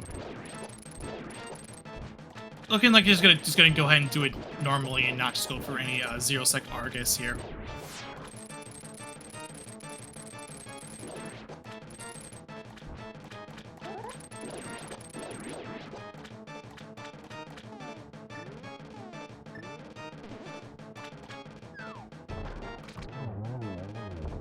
And a nice shot from Scrupula to close it out. There's that flute. Not like it really matters. It did for Eddie. Stop saying it didn't matter because it did for Eddie. Well, true. If for everyone except for Eddie, everyone except for Eddie, it shouldn't have mattered, but because they already cleared out Meyer. But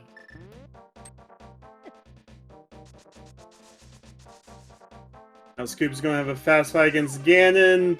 Probably take another 2 minutes from this point.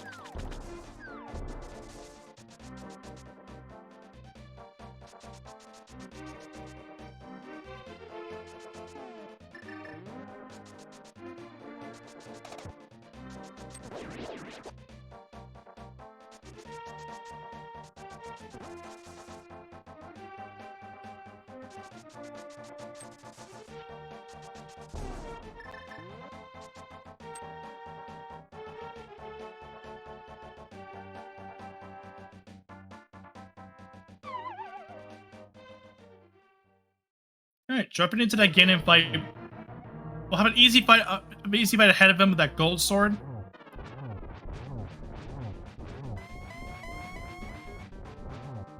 We'll see how many teleports Ganon gives Scoop.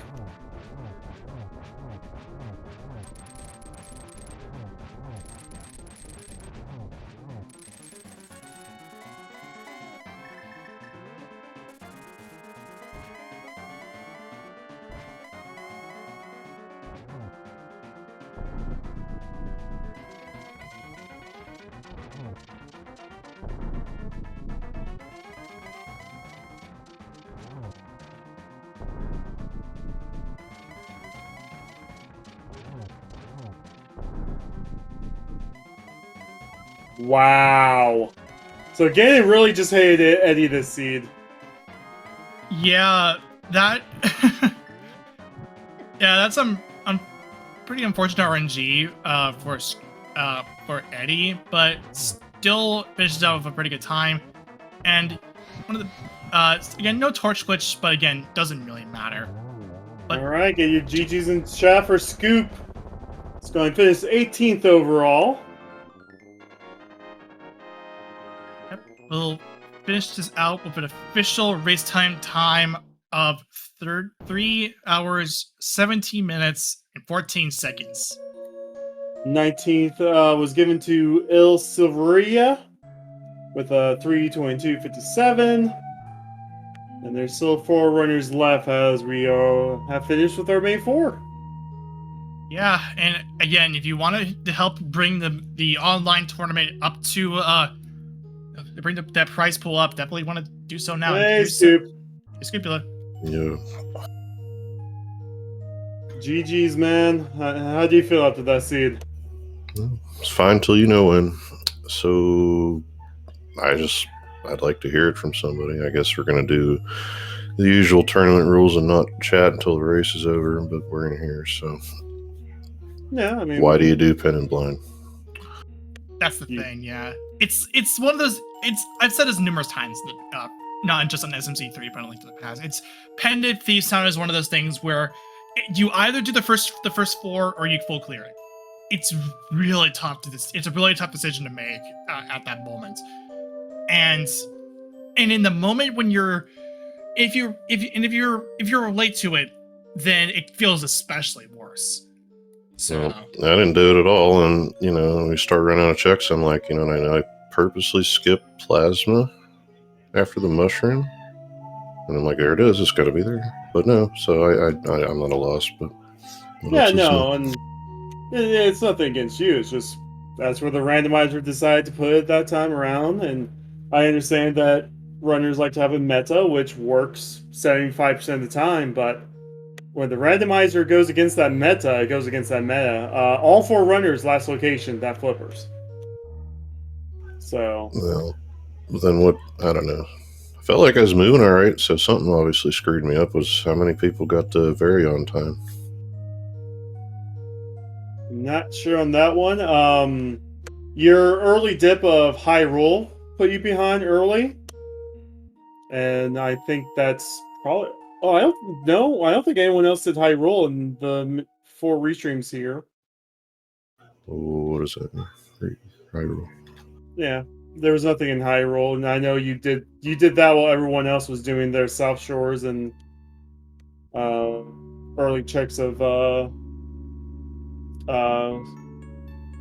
Super Metroid.